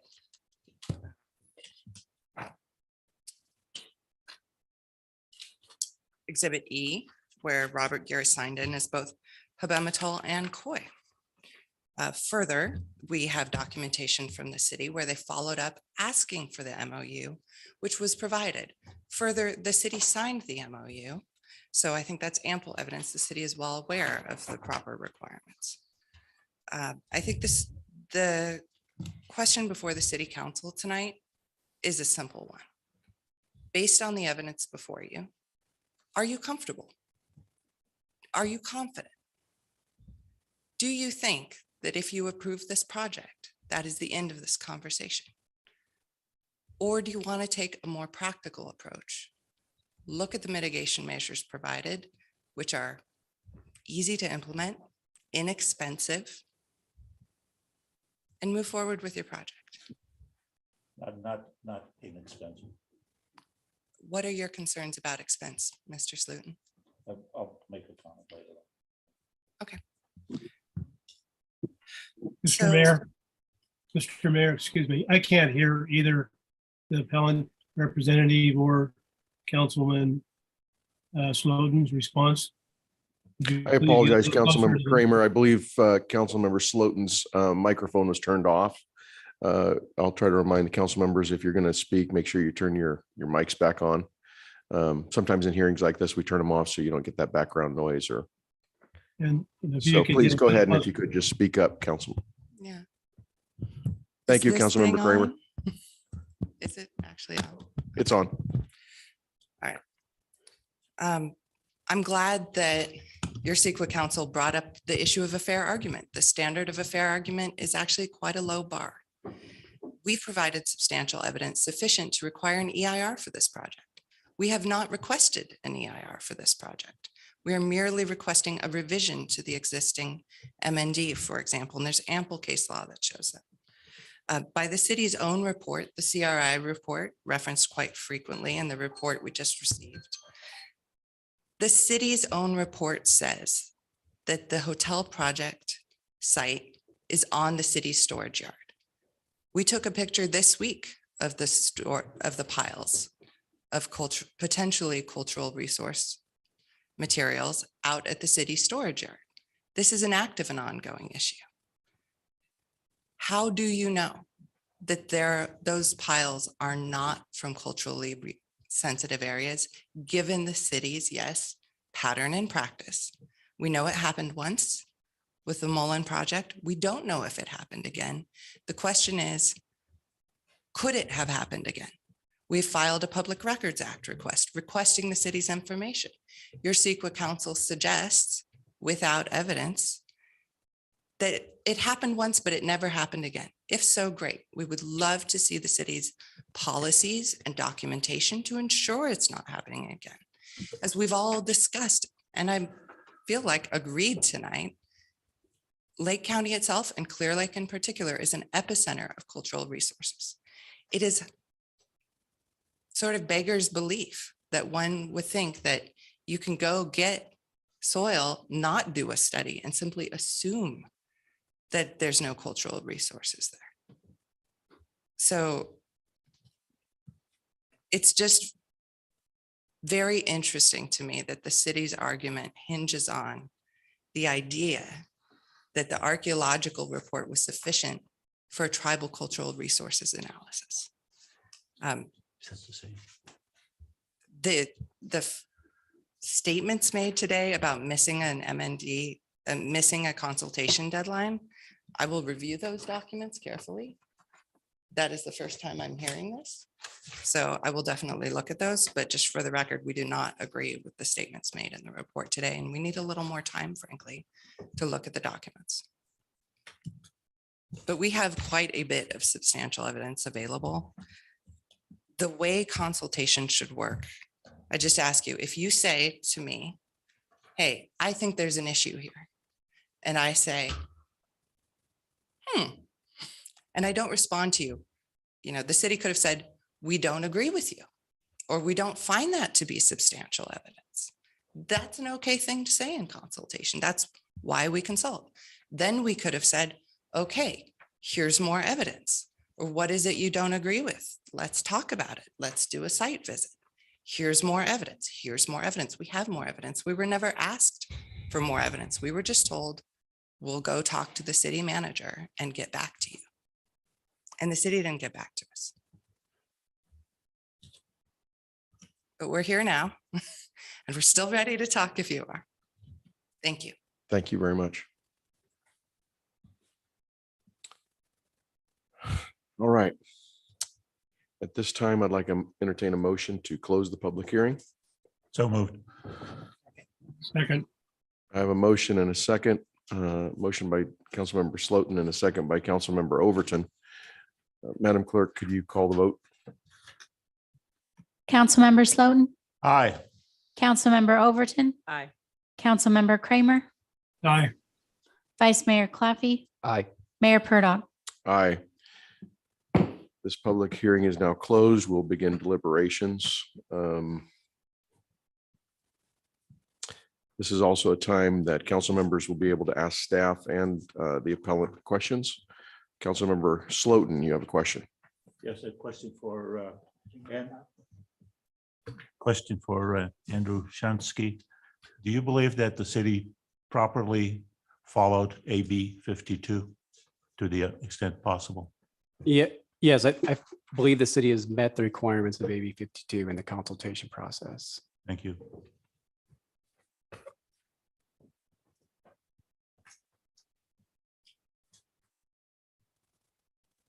Vice Mayor. Mr. Gary, do you have a moment? Can I ask you a few questions? Thank you for taking the time today. Thank you for putting together all this material. Have you had a chance to visit the site in question? Yes. And did you do that with our archaeologist independently? No, I just actually walked. I kind of went on to the airport, which is adjacent to it. I didn't want to go on site to do anything until we got authority to get out there. But while I was out there, I did see the spoil piles that are still there. We took a photo of it yesterday, and it ranges all the way from the end of the airport all the way up to the first, like the first street that's there. So they're still there. Are those spoils piles on the project site itself? Literally like adjacent to it, depending on whether that the improvement portion of it, because it literally goes from old highway 50 or new highway 53 through the airport and then exits out there on the old highway 53. It will be kind of going through that area where some of the arc sites that are out of or in that buffer area to the west will be potentially impacted. Okay. Has the city ever declined access to a site if you've requested it? No, they've never, as far as with me, no, they haven't. Like I said, I believed we were still in consultation. So if there were any questions or anything else at a later date that we were either going to conduct a site visit or answer any more questions or provide anything else that was needed. Like I said, it was just told to me that it couldn't be or approval for the mitigation, some of the mitigation measures that we talked about, the treatment protocols and the monitoring agreement was all contingent on approval of Mr. Alan Flora. Great. And then one last question. So you mentioned earlier about a buffer and that you sometimes have a 1 mile buffer, a half-mile buffer, a 1/4 mile buffer in this case. I did a quick search. San Diego uses a 100-foot buffer. Imperial County uses a 100-foot buffer. It seems like it's a little bit all over the place. Is there a standard practice around this? I think the buffer is when you actually hit cultural resources. I know usually from an archaeological standpoint, if something's hit, they'll want to give you a 100-foot buffer if that happens. The buffer that I actually use is actually a different use for a different reason. So when I take a look at an APE, my buffer zone basically gives me an area of the APE and what's within that area, not a hit. So if I have an APE and I have a buffer out from that, it gives me a 1/4 mile, and I find that I have archaeological sites almost on every side of it, and say the APE is in the middle, there's going to be a high potential that you're going to hit something because you've already found things that are around the surrounding areas. With that said, and I'm, not wanting anybody to take this wrong, but when we, as far as people, the indigenous people a long time ago, we didn't like just get up and just stand there.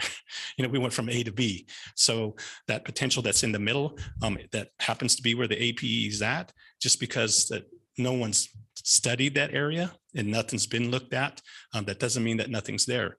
But what gives it the high potential is that the surrounding arc sites that are there existing or that we know of are there and are registered. So that's what makes that a high sensitive area. Excellent. Thank you so much. Mhm. And then, sorry.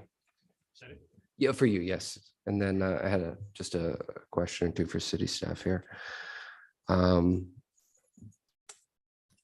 Based on the follow-up letter that Mr. Geary sent to the city, there are a couple of things here, a couple of recommendations or requests. As part of the mitigation measures that we did put forward, were any of those requests considered? Sure. So refresh my memory on the 2 requests. I don't have a lever up in front of me, but the tribal monitoring that was recommended or that it be considered, and then adoption of the protocol. let me read through this here. We request including cultural monitors during development and all ground disturbance activities. Additional, we request you incorporate Habematol Pomo of Upper Lake treatment protocol into the mitigation measures for this project and recommend cultural sensitivity training for any pre-project personnel on the first day of construction activities. Well, we're familiar with sensitive areas throughout the city and have engaged tribal monitors on any number of projects.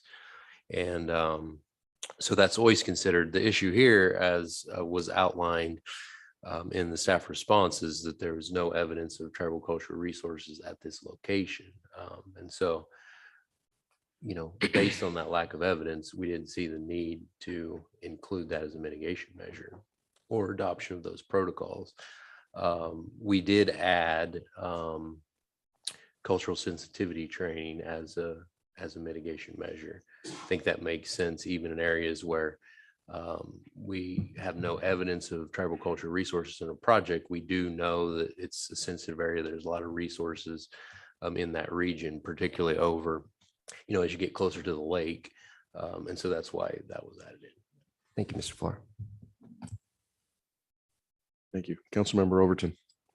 Okay, so our main concern here tonight is the appeal per se, whether we feel like we've done the right thing and followed the protocols or whether we did not.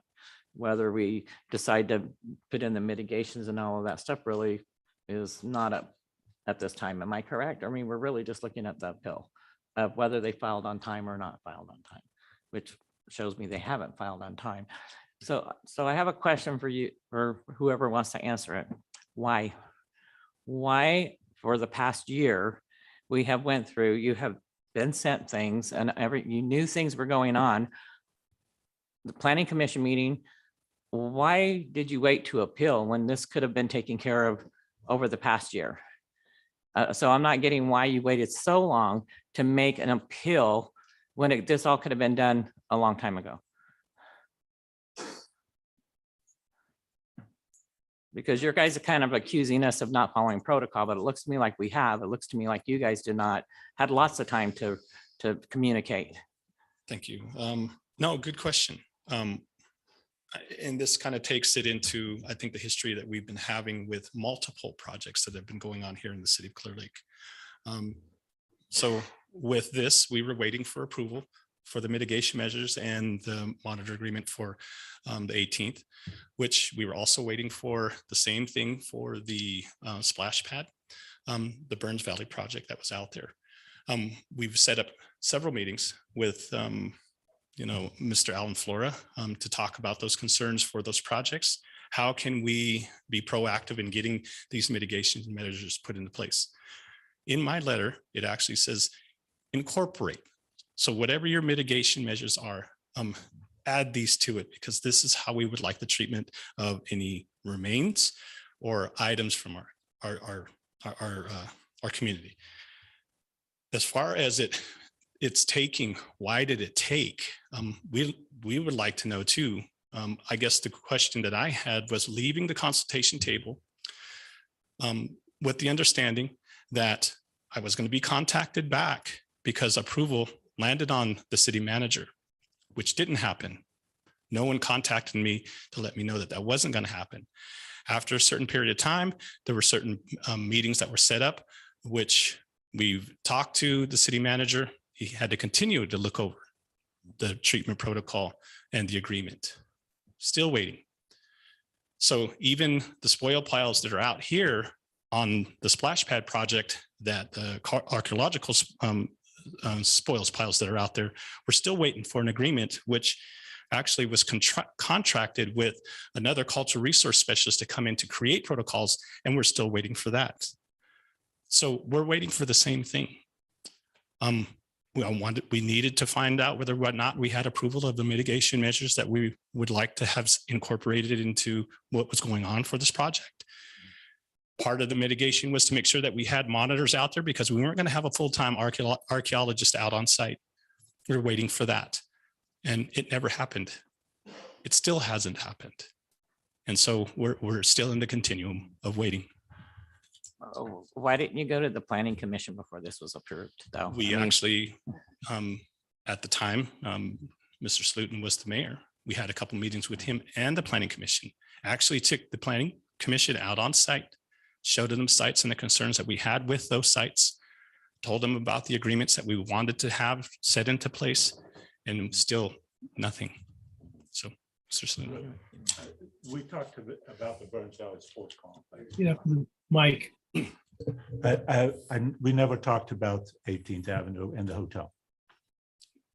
I said, And that's what. I said other projects, other projects. I named about 3 or 4. Just so you're clear, as we can only talk about this project, and what happened with other projects, I can't bring into this one here. And I think So I'm just my saying- thing is okay, so if somebody doesn't, I mean, I'm an executive director, and I know that if somebody doesn't contact me back and I'm wanting to talk to them, I'm going to say, hey, what's up? Let's have another meeting. I have some, I haven't heard from you, something, but I don't see where that ever happened either. So, I mean, we're, so, I mean, there has to be like you said, a communication between both sides. If one isn't contacting, the other one should have. Right. But I'm just figuring that, I mean, we had all this time and this is really not per se, this is about the Khoi Nation, not the other tribe. They did. And I understand that if there was something there, but this appeal is from the Khoi Nation, not them.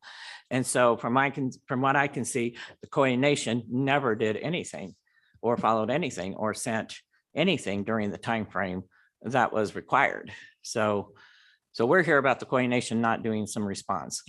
And whether you did it for another tribe, that's fine. That's not what we're discussing today. We can only discuss the Khoi Nation. So from what I can see, the Khoi Nation never filed any paperwork in the timely frame according to the CEQA law, because that's what we're talking about here, the CEQA law. Nothing from them has ever come through to the city to do any consultation during the time frame. So that's what the concern here is now, is whether the CEQA law was followed. We're saying that there wasn't, but I see no proof that it wasn't in any documentation. So if you guys have something documentation wise that can prove that differently, please show it to us now. So just a little bit of background. So on those letters and some of the sign-ins or the sign-ins that I have, I signed for both, right? I was there on behalf of also the Khoi Nation as far as for consultation as well. Also, prior to this, when I inquired about the projects that were happening here in Clearlake and letting them know that I was representing Khoi through this intergovernmental agreement through the 2 tribes, I was actually given the projects and they were actually reassigned back out for response from the city of Clearlake. And so those were actually sent back out to me, which I responded in the time that they were sent after that they were sent to me within the time frame that I had on both, on all of them, actually after that, to be up to speed. Yeah, I need you to share that also with council, please. Thank you. So as far as coming to the table, and on behalf of Khoi Nation, I did. I responded. Reassignments of those AB 52s and the RFRs were all pulled back out and reassigned for another 30 days. I got an email with the projects, the RFRs for those projects, the AB 52s for those projects, and I responded to them all. All right. Okay, so thank you. Thank you, Mr. Gary. And my other question is for you. He said that that he didn't receive any of the cultural resource studies until the 23rd of this year that he requested a long time ago. So why was that?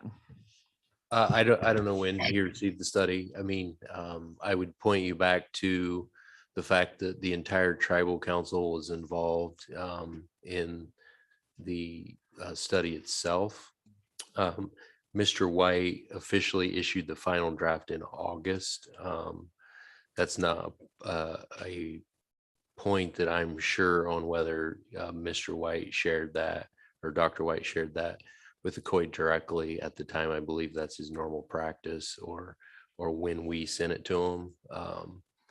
So I can't answer that question at this point, but it's certainly our practice to share it with the tribe, but to implicate us that there was no knowledge of that cultural report by the Khoi tribe.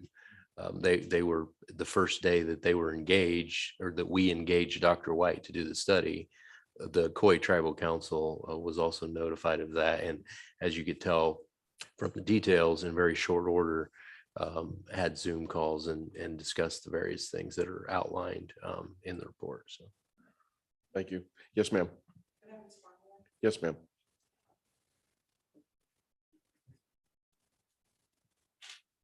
So it is true the Khoi Nation Council engaged at the beginning of the study.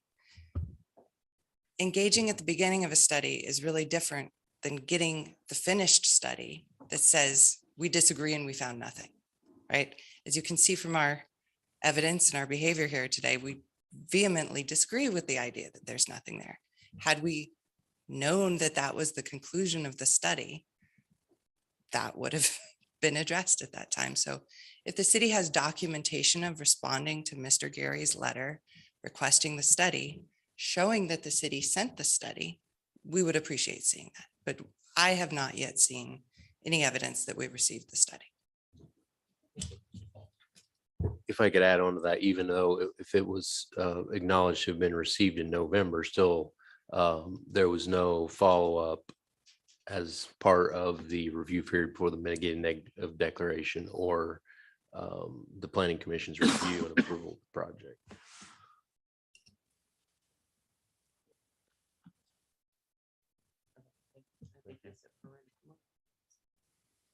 Mr. Kramer, do you have any questions at this time? Well, I still haven't heard any actual evidence from the Khois or the Habibinal of TRCs on the project site. We keep talking about around the project site, all the other things we've talked about. Now the report, the CEQA report does have, and I think section E, a whole section about how to handle in the unlikely event, I think it states, but that tribal cultural resources are found, whether it be they shards of obsidian or bones or fragments, whatever they may be, there are specific measures that are built into it to mitigate that. And then as Mr. Flores said earlier, they've also added the sensitivity training before the project crews ever start on the site. All I'm hearing from the tribes are that we know they're there, but no support, no evidentiary support for those statements. In reading through, I don't know, AB 52 and the various documents, it says that yes, they have, yes, the tribes have special knowledge. We have to recognize that, and we do. And I think that our city's always been very sensitive to them and to the tribal concerns. But getting back to this, it also says that you're to look at them as being experts because it's their people. Because it's the indigenous people, and who knows better than the indigenous people. However, it still has to be supported by evidence on the site or on the project. And I haven't seen that in this 2 hours of testimony being given back and forth. I do see, though, where the city has in place mitigation measures in the event, in the unlikely event that they do find something on the project site, not to the south of it, not to the northeast, west, wherever. The fact that Mr. Johnson's house being noted over to the southeast, okay, it's not on this project site. In fact, it's not all that close to this project site. So more of a statement than a question. I haven't seen actual evidence presented by the tribe that there are TRCs on this site, or there's even a likelihood of TRCs on the site. So that's my thoughts. Thank you, Mr. Kramer. Councilmember Overton. Okay, so we have put mitigations and there are laws that we have to do. So I'm just wondering, what are you guys against? If they do find something, of course, the project stops immediately. And if they're going to go through the sensitive training process, why is that not enough?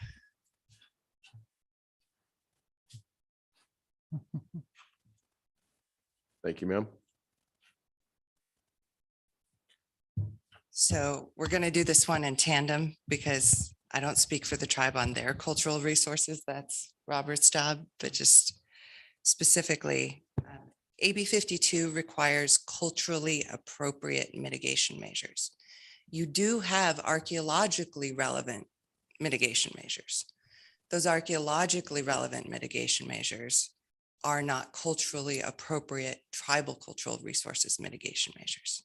Here's a specific example. Your archaeological mitigation measures allow for treatment, testing, and curation. That means if you find a basket, you can test it. You could even do destructive testing of it too, because archaeologists tend to like to take things apart to figure out, what did people eat back in the day? To the tribe, the cultural significance of that basket, and Robert, of course, can add to this, could be different, right? And so a culturally appropriate mitigation measure would not include testing, would not include curation, would not allow it to go to a museum, for example. So that's why they should be different.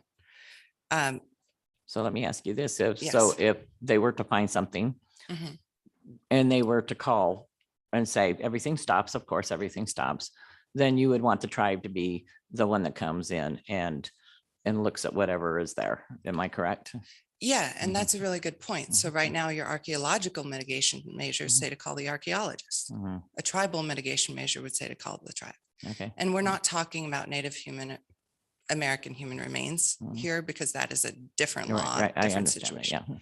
yeah. Yeah. To continue to answer your question, Councilmember Overton, sensitivity training was brought up. It's a good point. We asked for tribal cultural resources sensitivity training. The actual text of the letter says cultural sensitivity training. It might go without saying, but just to spell it out. Tribal cultural resources sensitivity training should be done by the tribe, who is the expert in their culture to train people on what is culturally sensitive to the tribe. You have cultural sensitivity training provided by an archaeologist, for example, in their mitigation measure. The very simple request we would ask, had we been given these for review and consultation, is just make that mitigation measure, the tribe will provide the training, for example. Forgive me, I just wanted to clarify. You said that training would be done by an archaeologist. There's nothing in here that specifies that. So when you look at your mitigation measure it's in your report, right, Andrew? You quoted all the text. It does not say that it would be done by a tribal member. If the city council member wants to clarify that when you say in an archaeology mitigation that you meant that training would be done by a tribal member, that would be good. Is there any reason, Ellen, why that could not be possible? No, I mean, the sensitivity training that we've had has been done by tribal members. I mean, I think Right. there may have been some cases where Dr. White was also there, but that's the practice. Been I done mean, by the tribal members. right. I mean, if You you are- wanted to further clarify that in the mitigation measure, Yes, I think that should be Your clarified. motion can, at this point, add amendments to it as long as they're more robust. You can't go backwards. So that's mitigation measure 4 From the tribal. from the conditions of the E4. Yeah. And I just want to pause before we go on. Robert, is there anything you would want to add to that? No, I think that should be. Thank you for your question. Mr. Mayor. Mr. Mayor, Just a second, Councilmember Kramer. Okay, go ahead, Councilmember Kramer.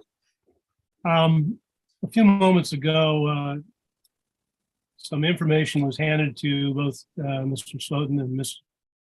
Ms. Overton. I assume that the rest of you also got to see it. I have no idea what that was or what it is or what significance it has.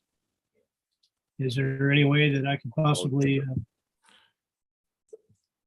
At this time, Councilmember Kramer, we were provided confidential documents of sites within the project area and surrounding areas provided by the tribe just prior to this meeting. And unfortunately, we weren't able to get those to you, but that's what it entailed. The paper that was just handed to the two council members? Would you? Oh, I apologize. That was a record of Mr. Gary's attendance at, and he signed into a meeting. Is that correct, Councilmember Overton? As a representative of the Khoi and Habibital tribe. So, Councilmember Kramer, if you would like to reference page 23 of the PDF. Yes, I'm aware of the. Okay, I'm aware of that's those up here. that's the page that was shown to Councilmember Overton and Councilmember Sloot. Page 23. Okay, thank you. Thank you, Mr. Gary, for your patience. Thank you. No problem. So as far as for the mitigation measures, one of the things I did want to add. Remember to speak up. So Councilmember Kramer. I feel like I'm leaning over. So one of the things that I wanted to add is just making sure, as far as for the tribal cultural resource mitigation that we have, we also put some of the ceremonial and traditional and cultural aspects as far as with the handling of those.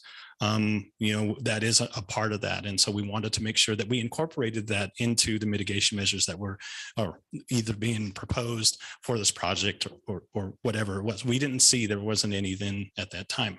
So I think that one of the things is that Okay, explain that to me again. Because it kind of was over my head, sorry. Yeah, so as far as for the mitigation measures, you were asking why is the, what's the problem basically between both?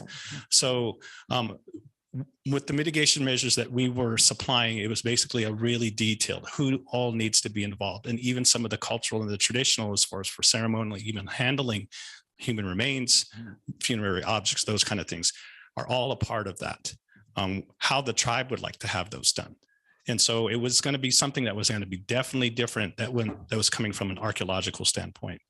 So that was the reason why at the consultation, I said, these are tribal treatment protocols, and we would like to incorporate them into the mitigation measures of, this project.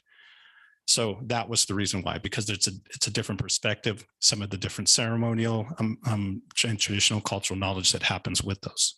But wouldn't it be that if we found something on the property that is kind of an automatic thing that we would do is, we'd automatically stop the project and the tribes are contacted to have them come and see what it is? Is that not the protocol, or? Yeah, it's pretty tightly governed by state law. And so the Native American Heritage Commission actually makes the determination on who the most likely descendant is if human remains were found, and then we're required to work with that tribe. They don't tell us ahead of time or whatever who it is, but that's. What if it's not human remains? What if you find a basket? Let's say you find a basket. We know that's probably, I'm sorry, but it's not going to happen. That ground's been so over and changed and dumped and everything for the last 50 years. There was an airport there and everything else. So that's so filled that it's not going to happen. But what if, let's say it does. Let's say by that little chance that you find a basket. What's the protocol for that? Well, historically, we had a very close working relationship with the tribe. And so we would just, we would contact them and talk to them about how to handle that. So is there a reason why we just don't put that into the mitigation? That they would be contacted if we found any type of artifacts? Well, I have to go back and review these and see. I think because it seems to me like it already is there, but I just want to clarify that it is there. I'd like to answer really quick. Okay. So there isn't delay in call. That's the reason why we've created a treatment protocol that is upfront at consultation. So we don't have to wait when a project happens and they do hit something. Everybody stops and they're all waiting. If they can't get a hold of me, everyone's still waiting. If we can't get a hold of the archaeologist, we're all still waiting. So in order to be proactive and to be timely with projects, we've already put that together. Right. Here it is. And we'd like you to incorporate this. We don't want to delay anything as much as we can.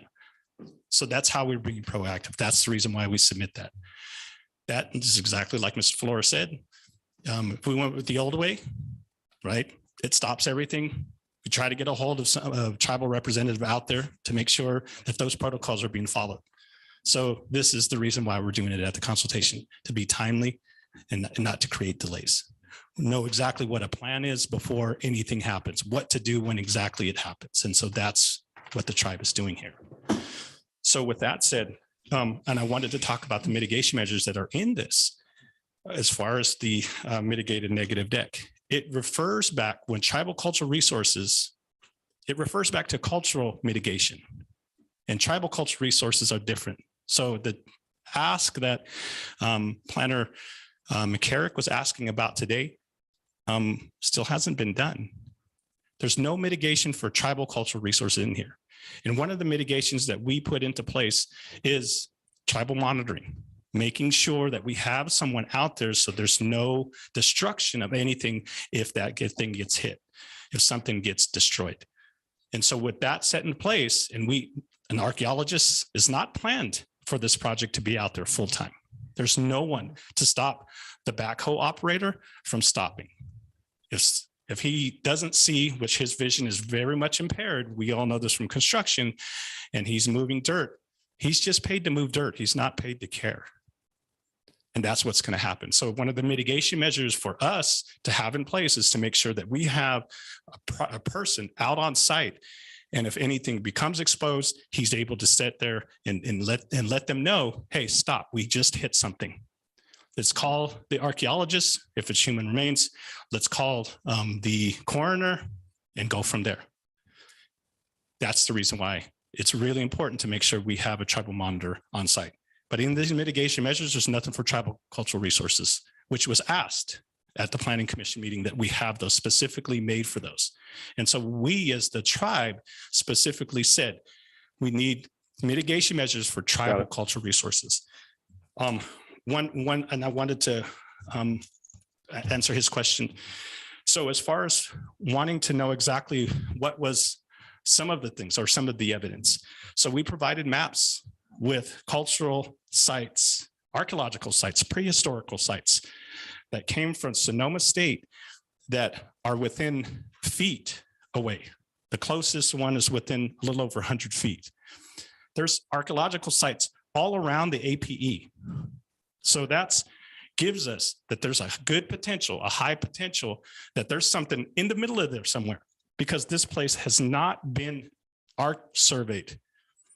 This place has not had, no one's dug into it. They said they've moved around Phil, they've done all of this, but there's nothing that says that there's nothing there, but everything around there is. So these are the concerns that we have, that there's a good potential that as soon as you start digging those deep trenches, storm drains, utility lines, all of these things, you're going to hit something. And as far as what's not there, the oak trees of those tracks, those lineal tracks that are there that we gathered from, those are tribal cultural resources. Those are there. They're in the biological report that's there. Okay. Thank you. Thank you.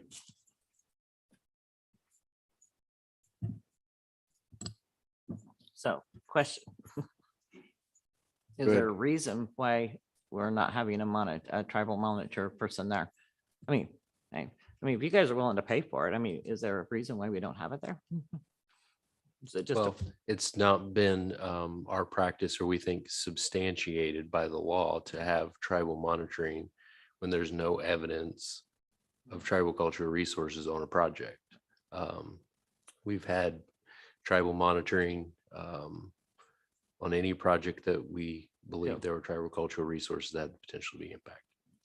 And I That's feel not the case here. And I really have to say that I did not appreciate that you guys kind of insinuated that the city has not tried to work with the tribes. I think we have went way out and tried to really work with the tribes on a pretty regular basis. We honor the culture. We've incorporated into our cities. When we do development and stuff, we incorporate the culture into our city. So we're very proud of our culture that we have here. And I don't feel that that was really a comment that kind of hit my heart. I've been sitting up here at city council, but I'm going into my 18th year, and I've worked very hard to make sure that the tribes culture and everything has been watched and taken care of and questioned. You know, I mean, this is the first time I haven't questioned why we're not doing what, you know. So, but I do feel that the city is always aware of those kind of things. And even if it wasn't in per se a mitigation, I have no doubt in my mind that if anything did come up, that the city would definitely stop and call the right people that they believe is right, which would be, you know, the tribes. And yes, it may hold up the project a little bit if that happened, but I believe that we would take care of that. We would never damage anything that we felt was, you know, it's not, because it's not just your culture. We all live here. It's all of our cultures now, you know, so we all live here, we all honor it. And I think we all believe in it, and we try to incorporate it in everything that we do. So I did kind of take offense, just to let you know, I did take offense that you thought that you would think that we would not do process to the best that we can. And yes, maybe there's been some mistakes made from people, who knows when things happen out there at the airport or whatever. But I don't believe it's, you know, anything's ever been done deliberately, you know. And I think when we found out things were wrong, that we tried to correct it immediately. So things do take process, and we're a small town, so not everything happens as fast as what we want. So, but I do appreciate that you guys have given me some thoughts here. So thank you. Thank you. Councilmember Slotin. I'm in favor of adding. Turn on your mic. Sorry, I keep forgetting that. I think the request to for on or prior for the first day of construction, the owner shall organize cultural sensitivity training by tribal resource personnel, training for the contractors involved in the ground disturbing activities. I have no problem with that one. For the rest, I'm good the way the conditions are written at this point. Well, I think there was something about the tribal cultural resource instead of just the archaeology to be contacted. Can we add that also? I don't know what there, condition number 2 talks about the cultural resource consultant's investigation shall proceed into formal evaluation to determine the eligibility for the California Register of Historical Resources. So I assume that that will be done as part of the project. That part of the, does that include the tribal cultural resource? Who's you're directing your question to, ma'am? Yeah, well, I mean, I'm just saying, does it Cultural include? resource, it talks about that. So it is in there. The staff. Well, I mean, so a couple things. I mean, the conditions 1 and 2 under cultural resources. So first of all, I want to say that to insinuate that there's no conditions associated with tribal cultural resources is not correct. They reference the same ones under the cultural resources section, which is common in environmental documents, not to restate them each time if they're the exact same mitigation measure. If the council would like to direct us, we could restate them, give them a title as tribal cultural resource 1, 2, 3, 4, so forth, and have them in both sections. However, I mean, this, if you look at item number 1, the owner shall utilize a qualified cultural resource consultant. So the way that's written, that would refer to Dr. White. If you want to add some language in that we will also notify, you know, consulting tribes or something. I mean, But I'm assuming that if something happened, he would notify the tribes if he felt they needed to be brought into that's always something been that's the been case. fine. Yes. Okay. And okay, that's thank you. Any other comments, council? Go ahead, Mr. Kramer. Again, just to reiterate, I think the mitigation measures that are written into the CEQA MND are pretty much cover what what the tribe is asking for. Again, if you want to make some of those a little more specific changes from cultural resources to tribal cultural resources, whatever language they want that means the most to them, I don't have a problem with that, but the measures are in there.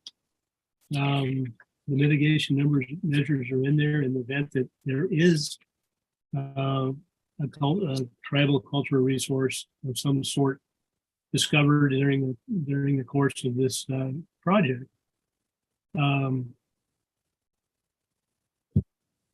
Other than changing some wording so it's more clear to everybody, I think that the measures there are adequate. I think that we have followed, number one, followed the letter of the law, the AB 52. And as Councilwoman Overton said, the city has always been sensitive to tribal affairs and tribal items. And I, as with her, I'm a little bit insulted by the language and accusations that and innuendos that they have put forth. The one thing they still haven't put forth, in my opinion, is actual supportable evidence of tribal cultural resources on the project site.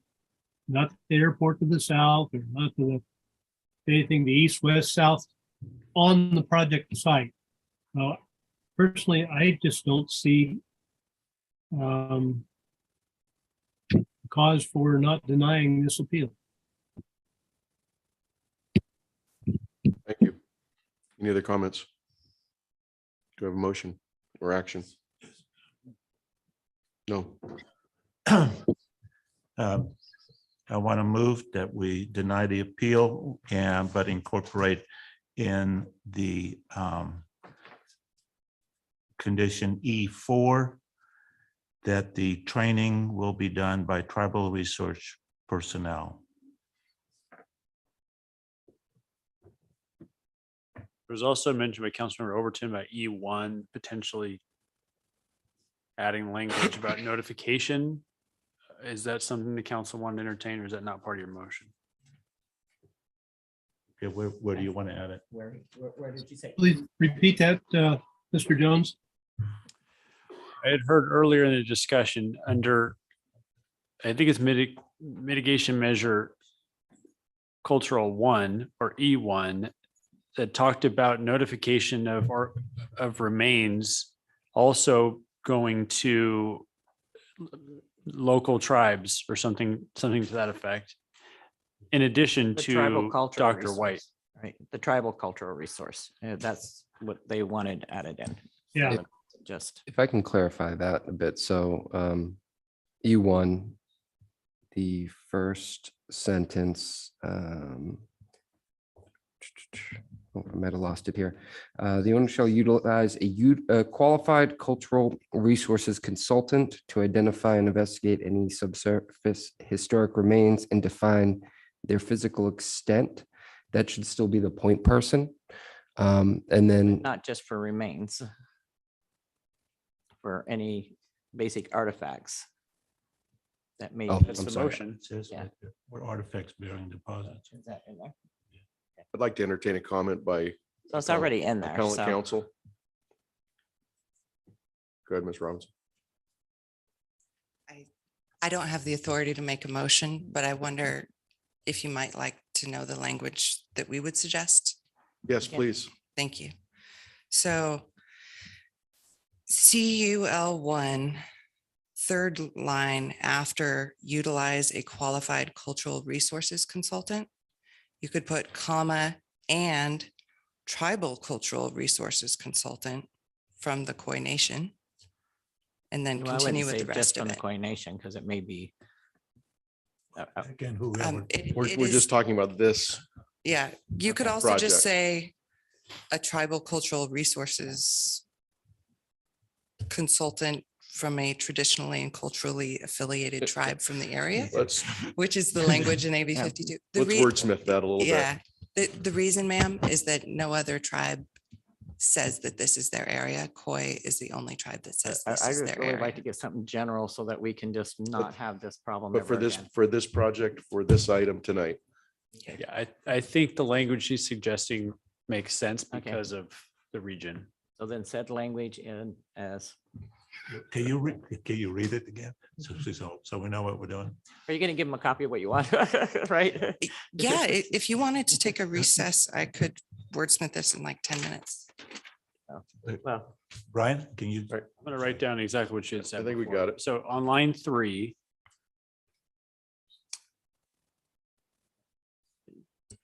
What was your statement there? Yeah. So after it says qualified cultural resources consultant, I would say comma, and a Mhm. tribal cultural resources consultant from the tribe traditionally and culturally affiliated with the project area. Yeah. It's wordy, but that's Thank what you. the statute oh, that's, says. yeah, but that No, really it- is that's Okay, general. I so- amend my motion to include that. Thank you. okay, Councilman Claffey. I think that might be a step too far. I think the qualified cultural resources consultant can inform the tribal historic preservation officer of any consulting tribes. If something comes up, I think bringing on a separate consultant just complicates the situation.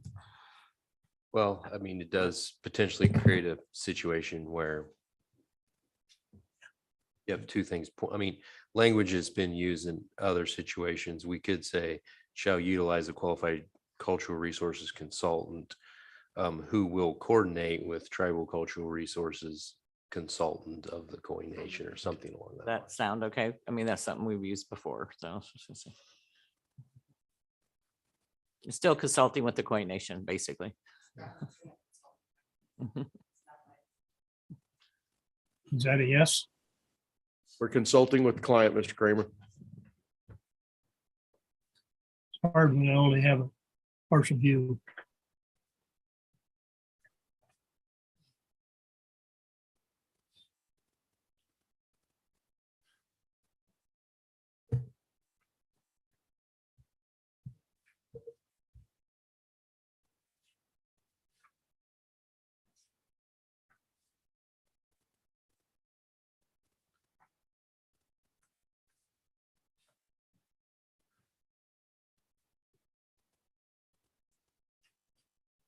Are we good? No, sir, we are not good. Okay, so So- what's the problem? They're still going to be notified. It's just, It is that these are the tribe's resources and you're giving the authority to decide what to do with them to the archaeologist in an archaeology section. no. So what they was want to that? be on equal, ideally, honestly, we would like to have the decision-making authority and not have the archaeologist have decision-making authority. In the spirit of compromise, we're suggesting you make it joint. And what the city wants to do is basically when the archaeologist is deciding, they can ask us what they think, but we don't get to really say. So the tribe isn't comfortable with that. And I've also been asked to make very clear that we are, once again, requesting tribal monitoring. Our request, my understanding is that nobody has made a motion to take up that suggestion. So we are not agreeing that this is good. You've decided to move on. Thank you. We don't always win everything, right? That We have is to correct. compromise. So Yes. we're trying to compromise. So you guys have to give a little too. If this was the airport property or CEQA and all that, I would be for that. But this is a small part that the reality of having somebody there on site the whole time, it doesn't make sense to me. It just seems like a waste of the person's time and the Indian, and we are very careful about that stuff. And the likelihood of finding anything on this property is so slim that I just really don't agree to that, having a monitoring on a 20, the whole time of the project. Oh. I believe they'll be contacted. That's what the CEQA law requires for that kind of stuff. And so I think we've got a give and take. We're sitting here giving some, make sure that you're contacted if there is anything that does come up. We're agreeing to the training by the tribes, but I personally am not, I don't see the monitoring part as essential in this particular project. I'm not saying all our projects, but I'm saying in this particular project. If I could just clarify, as long as I've been working with the tribe, we never asked to be present for monitoring the whole time. We only want to be present during ground disturbance. Right. Once you're building up, that's not our business. Thank you. Could you? Changing I anything? didn't, Mayor. I Go ahead, didn't hear- Mr. Go ahead, I Mr. didn't Kramer. hear that last comment. What she said, she walked away from my phone. I didn't hear what she said. I think it's Requesting important. to be at the groundbreaking of it, not the whole project. That monitoring take place only during ground disturbance, not during the entire project. Okay, then she's saying that it would have tribal members on site during it or not? Just as something is found. They've asked that tribal member monitors be on site during ground disturbance. Is that accurately portray? Thank you. At their, Thank you, Mr. Kramer. excuse me, I'm not quite done yet. Yeah, I was saying. At whose cost? Exactly. This tribal monitor any ground disturbance?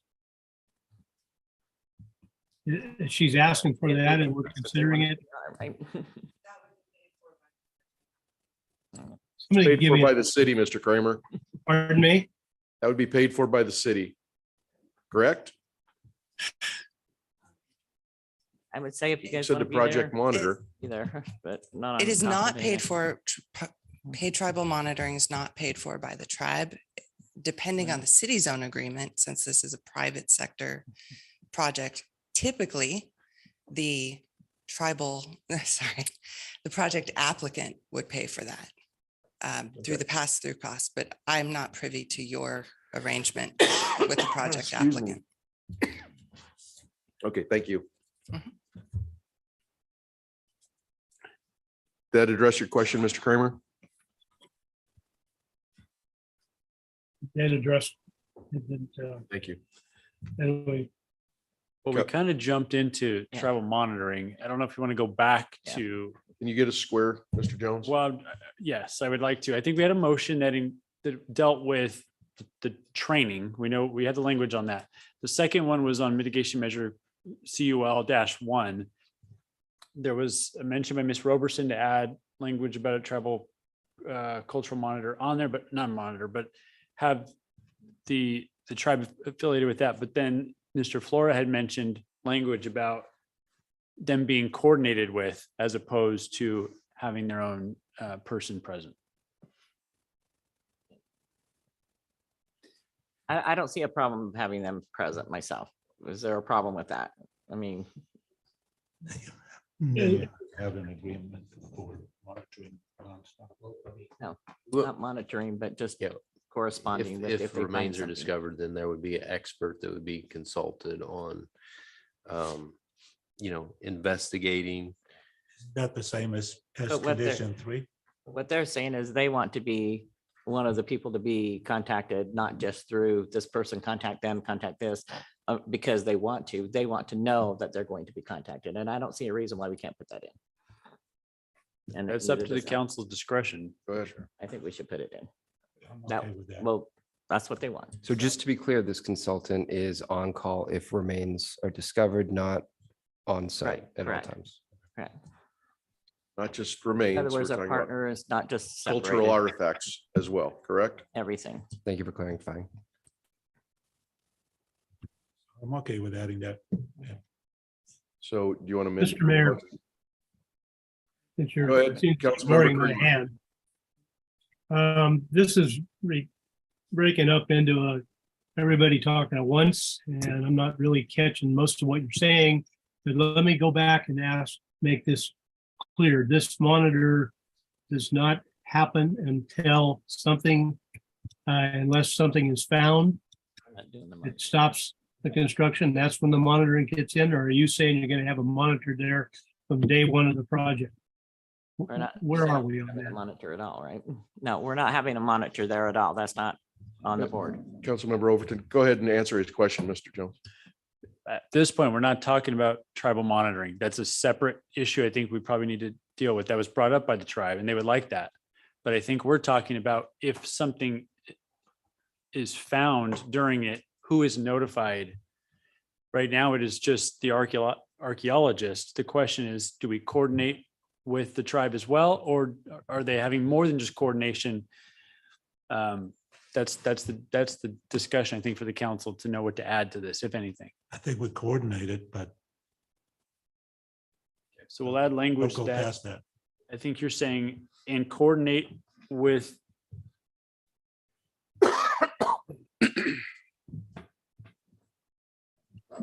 And I think what they're wanting is something that they have a say as much as an archaeologist has. And I think they should personally have the same say, because an archaeologist is going to look at things differently than what the tribe does. So I think they're being contacted also separate is more my preference. Okay, that well, they're both as a point of contacted. order, you have a council member that's made a motion, Right. so. Right. I We need understand to, that. we need to get that worked out. Those really up to you. It says qualified cultural resources consultant, as, per the coordination. So yeah, it would say qualified cultural resource consultant and add the language, comma, and coordinate with a tribal cultural resources expert from the Khoi Nation. Yes. So we have a motion. Second. We have a second by the vice mayor. Madam Clerk, you call the vote. Councilmember Slotin, Aye. Councilmember Overton, Aye. Councilmember Kramer, Aye. Vice Mayor Claffey, Aye. and Mayor Purdock. Aye. Thank you all very much. No, that's not everything, but it's most of it. Well, thank you for your patience and cooperation as we move through the process. All right, moving on to our next item.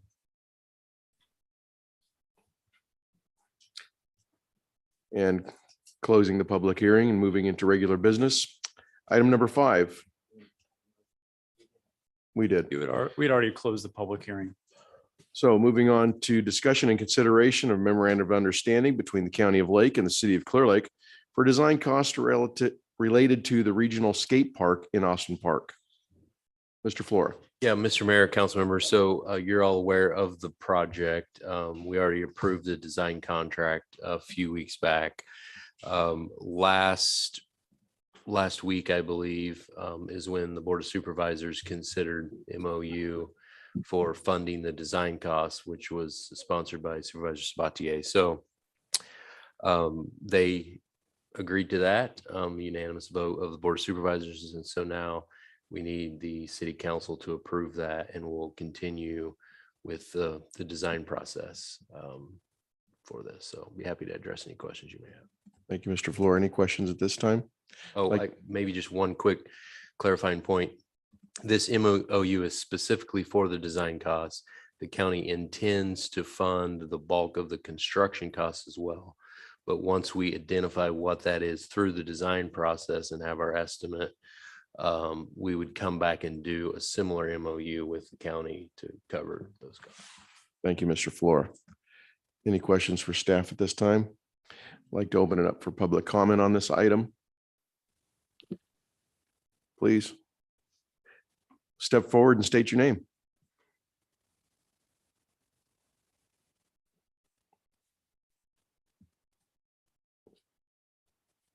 Hello again.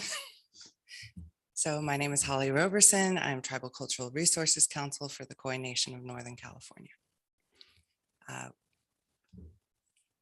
We made comments at the county meeting, and so we just want to reiterate those comments apply here as well. Our request is that the city, as our understanding from the county, is the city will be the lead agency for this project, right? Well, we met with the county yesterday and they told us you're the lead agency. Yes, we are. Okay, so if you disagree with that, let us know. I just want to remind you all that CEQA requires within 14 days of a lead agency deciding to undertake a project, that's when you notify the tribe and give us the opportunity to request AB 52 consultation. So it's up to you all if that point is today or at another point in the near future, but we anticipate consulting with you very soon. This is across the street on a known village site. We will absolutely have tribal cultural resources concerns for this site. a comment was made at the county, unfortunately, about doing a categorical exemption for this project. There are exceptions to categorical exemptions. So if you are going to have an impact or could potentially have an impact on a cultural resource or historic resource or cumulative impact, which all of which there would be here, there is no yet exception to the exemption for tribal cultural resources, but the village site fits under multiple categories. So I just want to state for the record, our opinion is that a categorical exemption will not be appropriate for this project. All of that being said, I'm also here today at the direction of council, and once again, in a spirit of cooperation, we can work with you early on this project. We had requested that the RFP specifically include discussion of the tribal cultural resources issues here, because even though it's above ground, which, thank you, by the way, we think that's good progress, that the starting position is keep it above the ground. Mr. Gary looked through it with fine tooth comb. There's still grading, there's still trenching. There's quite a number of things which are actually in the ground for your above ground project. There are ways around that. Both myself and Mr. Gary and members of the council and the Koi Nation community have quite a bit of expertise actually with building on top of sensitive sites and having the project go forward. There's something called geotech fabric. I strongly urge you to consider and budget for early, which is why we're often by the time we're in AB 52 consultation, it's kind of late, frankly, even though that's how the law is set up, because you're budgeting now, you're doing your design process now, you're sending out your RFP to solicit bids now. You know, as a businesswoman, change orders are expensive, right? Right. So we would just urge you respectfully to please, we're happy to consult with you early voluntarily. I call that small C consultation, or just in the AB 52 process, which will be in soon anyway. But there's a number of things you can do to move this project forward safely and on time and on budget in a culturally respectful way. So we look forward to having that conversation with you as soon as you invite us. Thank you very much. Do appreciate your comments. Any other comments from the public? Yes, Mr. Gary.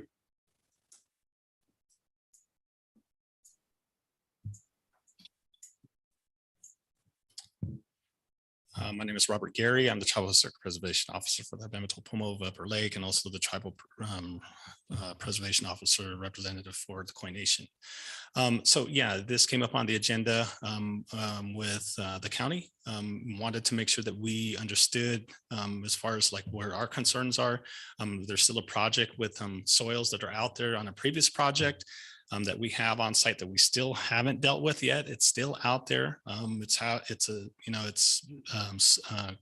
our tribal culture resource sensitive soil that's out there. It's been aged to 12,000 years, I think, and then close around there to 12,000-year-old habitation site, and then also artifacts that were in there that were also dated back 8,000 years.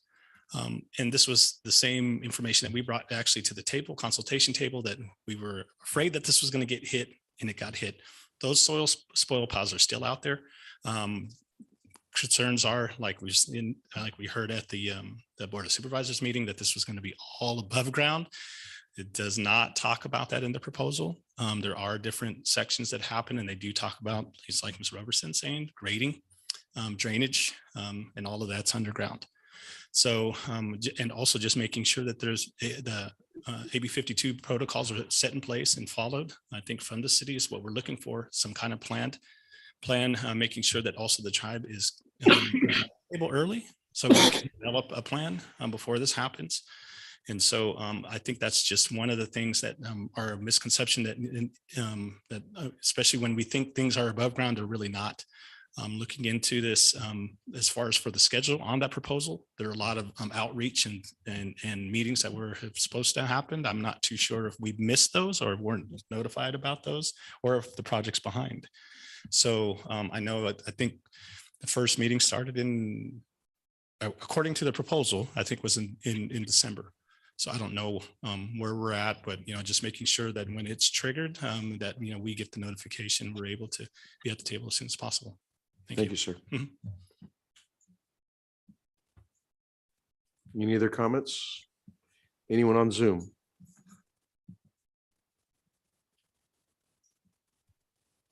There are no hands raised on the Zoom, Mr. Mayor. Yes, ma'am. Hello again, I'm Katina Geary, Lake County resident. This project will have an adverse unavoidable impact. It's just what it is. And so suggestions of, we did this in the Bay Area of using that geofabric to lift it up. Yes, it's going to cost money, but at least, you know, and I understand it may be a city project. I would suggest moving forward that the city does their due diligence and reaches out to the tribe before any projects or before buying more property to see how sensitive it is, and to also reach out to developers who are thinking about purchasing property, to let them know that, hey, reach out to the tribes, because that's what we encourage in the Bay Area, because it does help. I have developers all the time calling me saying, you know, check out this site for me. You know, is it sensitive or not? And you will avoid this whole issue. I hope you mitigate meaningful, consultation. That is so important. And it's not like they were saying earlier, one and done. Meaningful, consultation is having that conversation and taking the tribe's input into consideration. They can't be ignored. All of their concerns need to be met, need to separate cultural resources from tribal cultural resources. By law, they are separate categories, and you must listen to the tribe. And whether or not it's written down or not, the law states that their knowledge is enough, and that needs to be enough. And I implore the city and the planning department to follow the law, because you're not. And that needs to change. Thank you.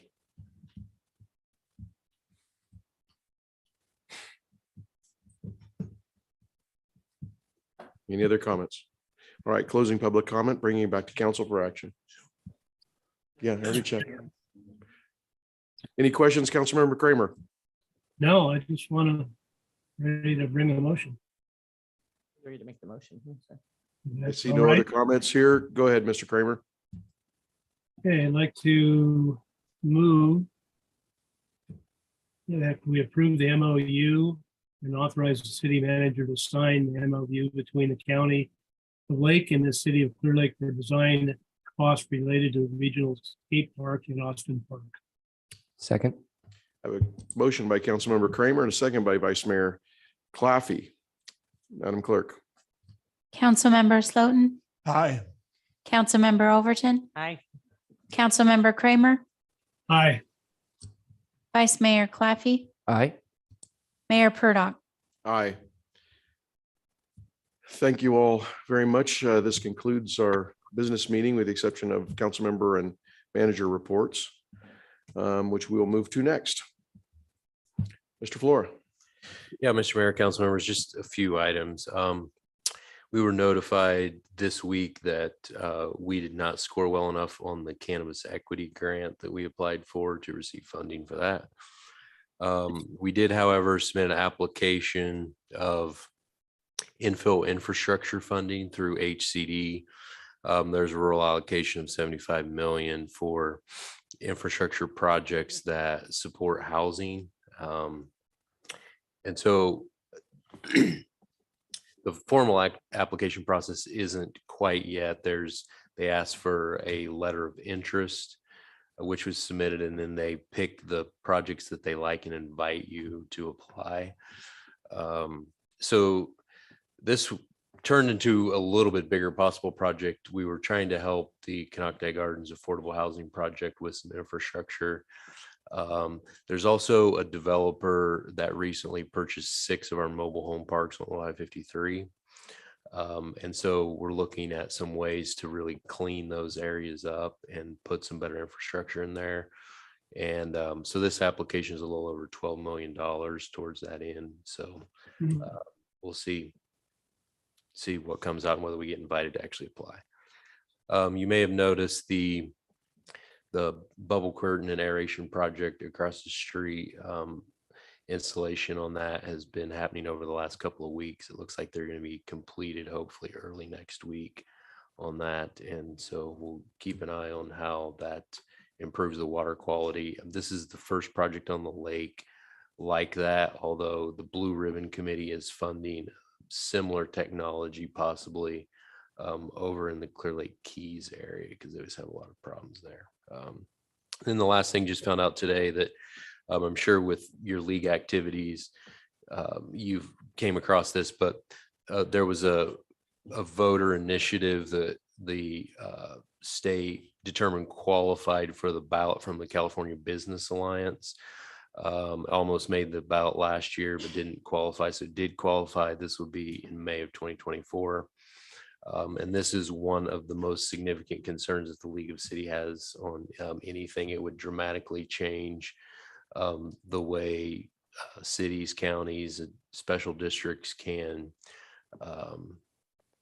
implement fees and fund various things. It would impact annexation and all sorts of things. So there's going to be a very significant sort of assault on this attempt from the League of Cities, CSAC, and other groups. And with that, that's my report. Thank you, Mr. Flora. Councilmember Overton. I do not really have anything to report. I haven't been to any meetings yet, so. Very good. Councilmember Kramer, anything to report?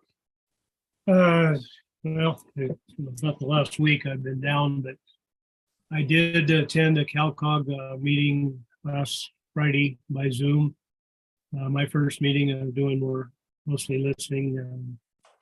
California Association Council of Governments.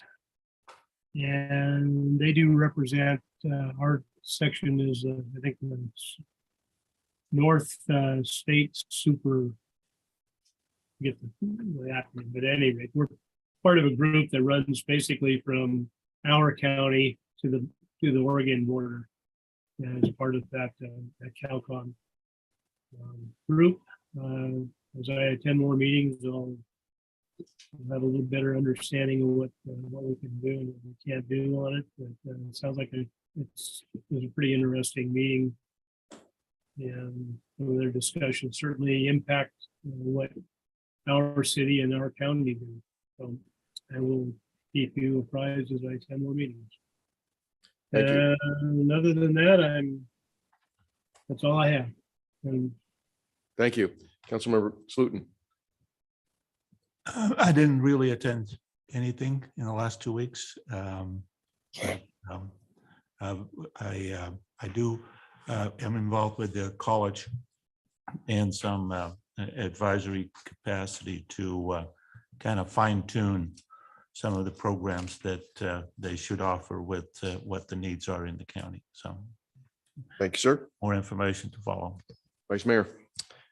I attended the Visit Lake County meeting. We're in the off season right now, so not a lot going into advertising. However, it's really interesting to see lack of advertising. They still have a very strong presence organically. So it shows the impact of the great work they're doing, and then the residual work that they do in the season when a lot of folks aren't looking to go on vacation. That's it, Mr. Mayor.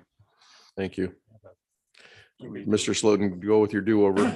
I did go to the Sacramento Sportsman's Mike? Expo. I did go to the Sacramento Sportsman's Expo 2 weeks ago by now, and recognized fishermen out of that from here was pretty talked our lake up a lot. How bass fishing should really increase because we had low levels of the lake, and now it's coming up. So there's a lot of place for habitat for all kinds of fish. And I understand that in the past, they've had some booth there to advertise Lake County. So it might be something that the county should look for together with the two cities. Thank you, Mr. Slutin. I attended no meetings. I have nothing to report. Any future agenda items to request? Go ahead, Vice Mayor. Yes. When is the soonest we can talk about the cannabis equity grant for the next iteration? While we have it fresh in our minds, I'd like to readdress that, even if it's a little bit ahead of time. We have plenty of time. I think it's due by the end of the year, so we can do that. Do we have for the next consensus on month or so, if you would like? bringing that back? Looks like we do. I would just caveat that by, there is an opportunity to get some feedback from them. And so I'm not sure how much time that will take. I'll reach out to them, see what I can learn about our scoring. They just initially said that we scored less than 50 points. I don't know what that means, but I'll find that out and then we'll reschedule the item for council to talk about. Thank you, Mr. Floor. All right, with that, go ahead. Over the last several months, including this morning, I had a presentation from the tobacco group. I forget the exact name of them, but I would like to see if we can have a future agenda item to actually see if we can have an impact on vaping in our community. Our superintendent of schools was telling us that the trend is that they start younger and younger on vaping, and we have currently no way to actually have some effect on how we can stop that or either control it a little bit better, since we have no way to enforce some of the laws that we currently have. So go ahead. Well, there are some things we can do. If the council would like, we can also talk about that further. Yes. But we are planning to do a special operation related to that. So Thank you, Mr. Floor. Yeah, I echo that, Mr. Slotin, and I know that other council members agree. So I'm sure we'll see more of that in the future. Great. Thanks. Thank you all very much. With that, we're adjourned. We will reconvene in 5 minutes for closed session.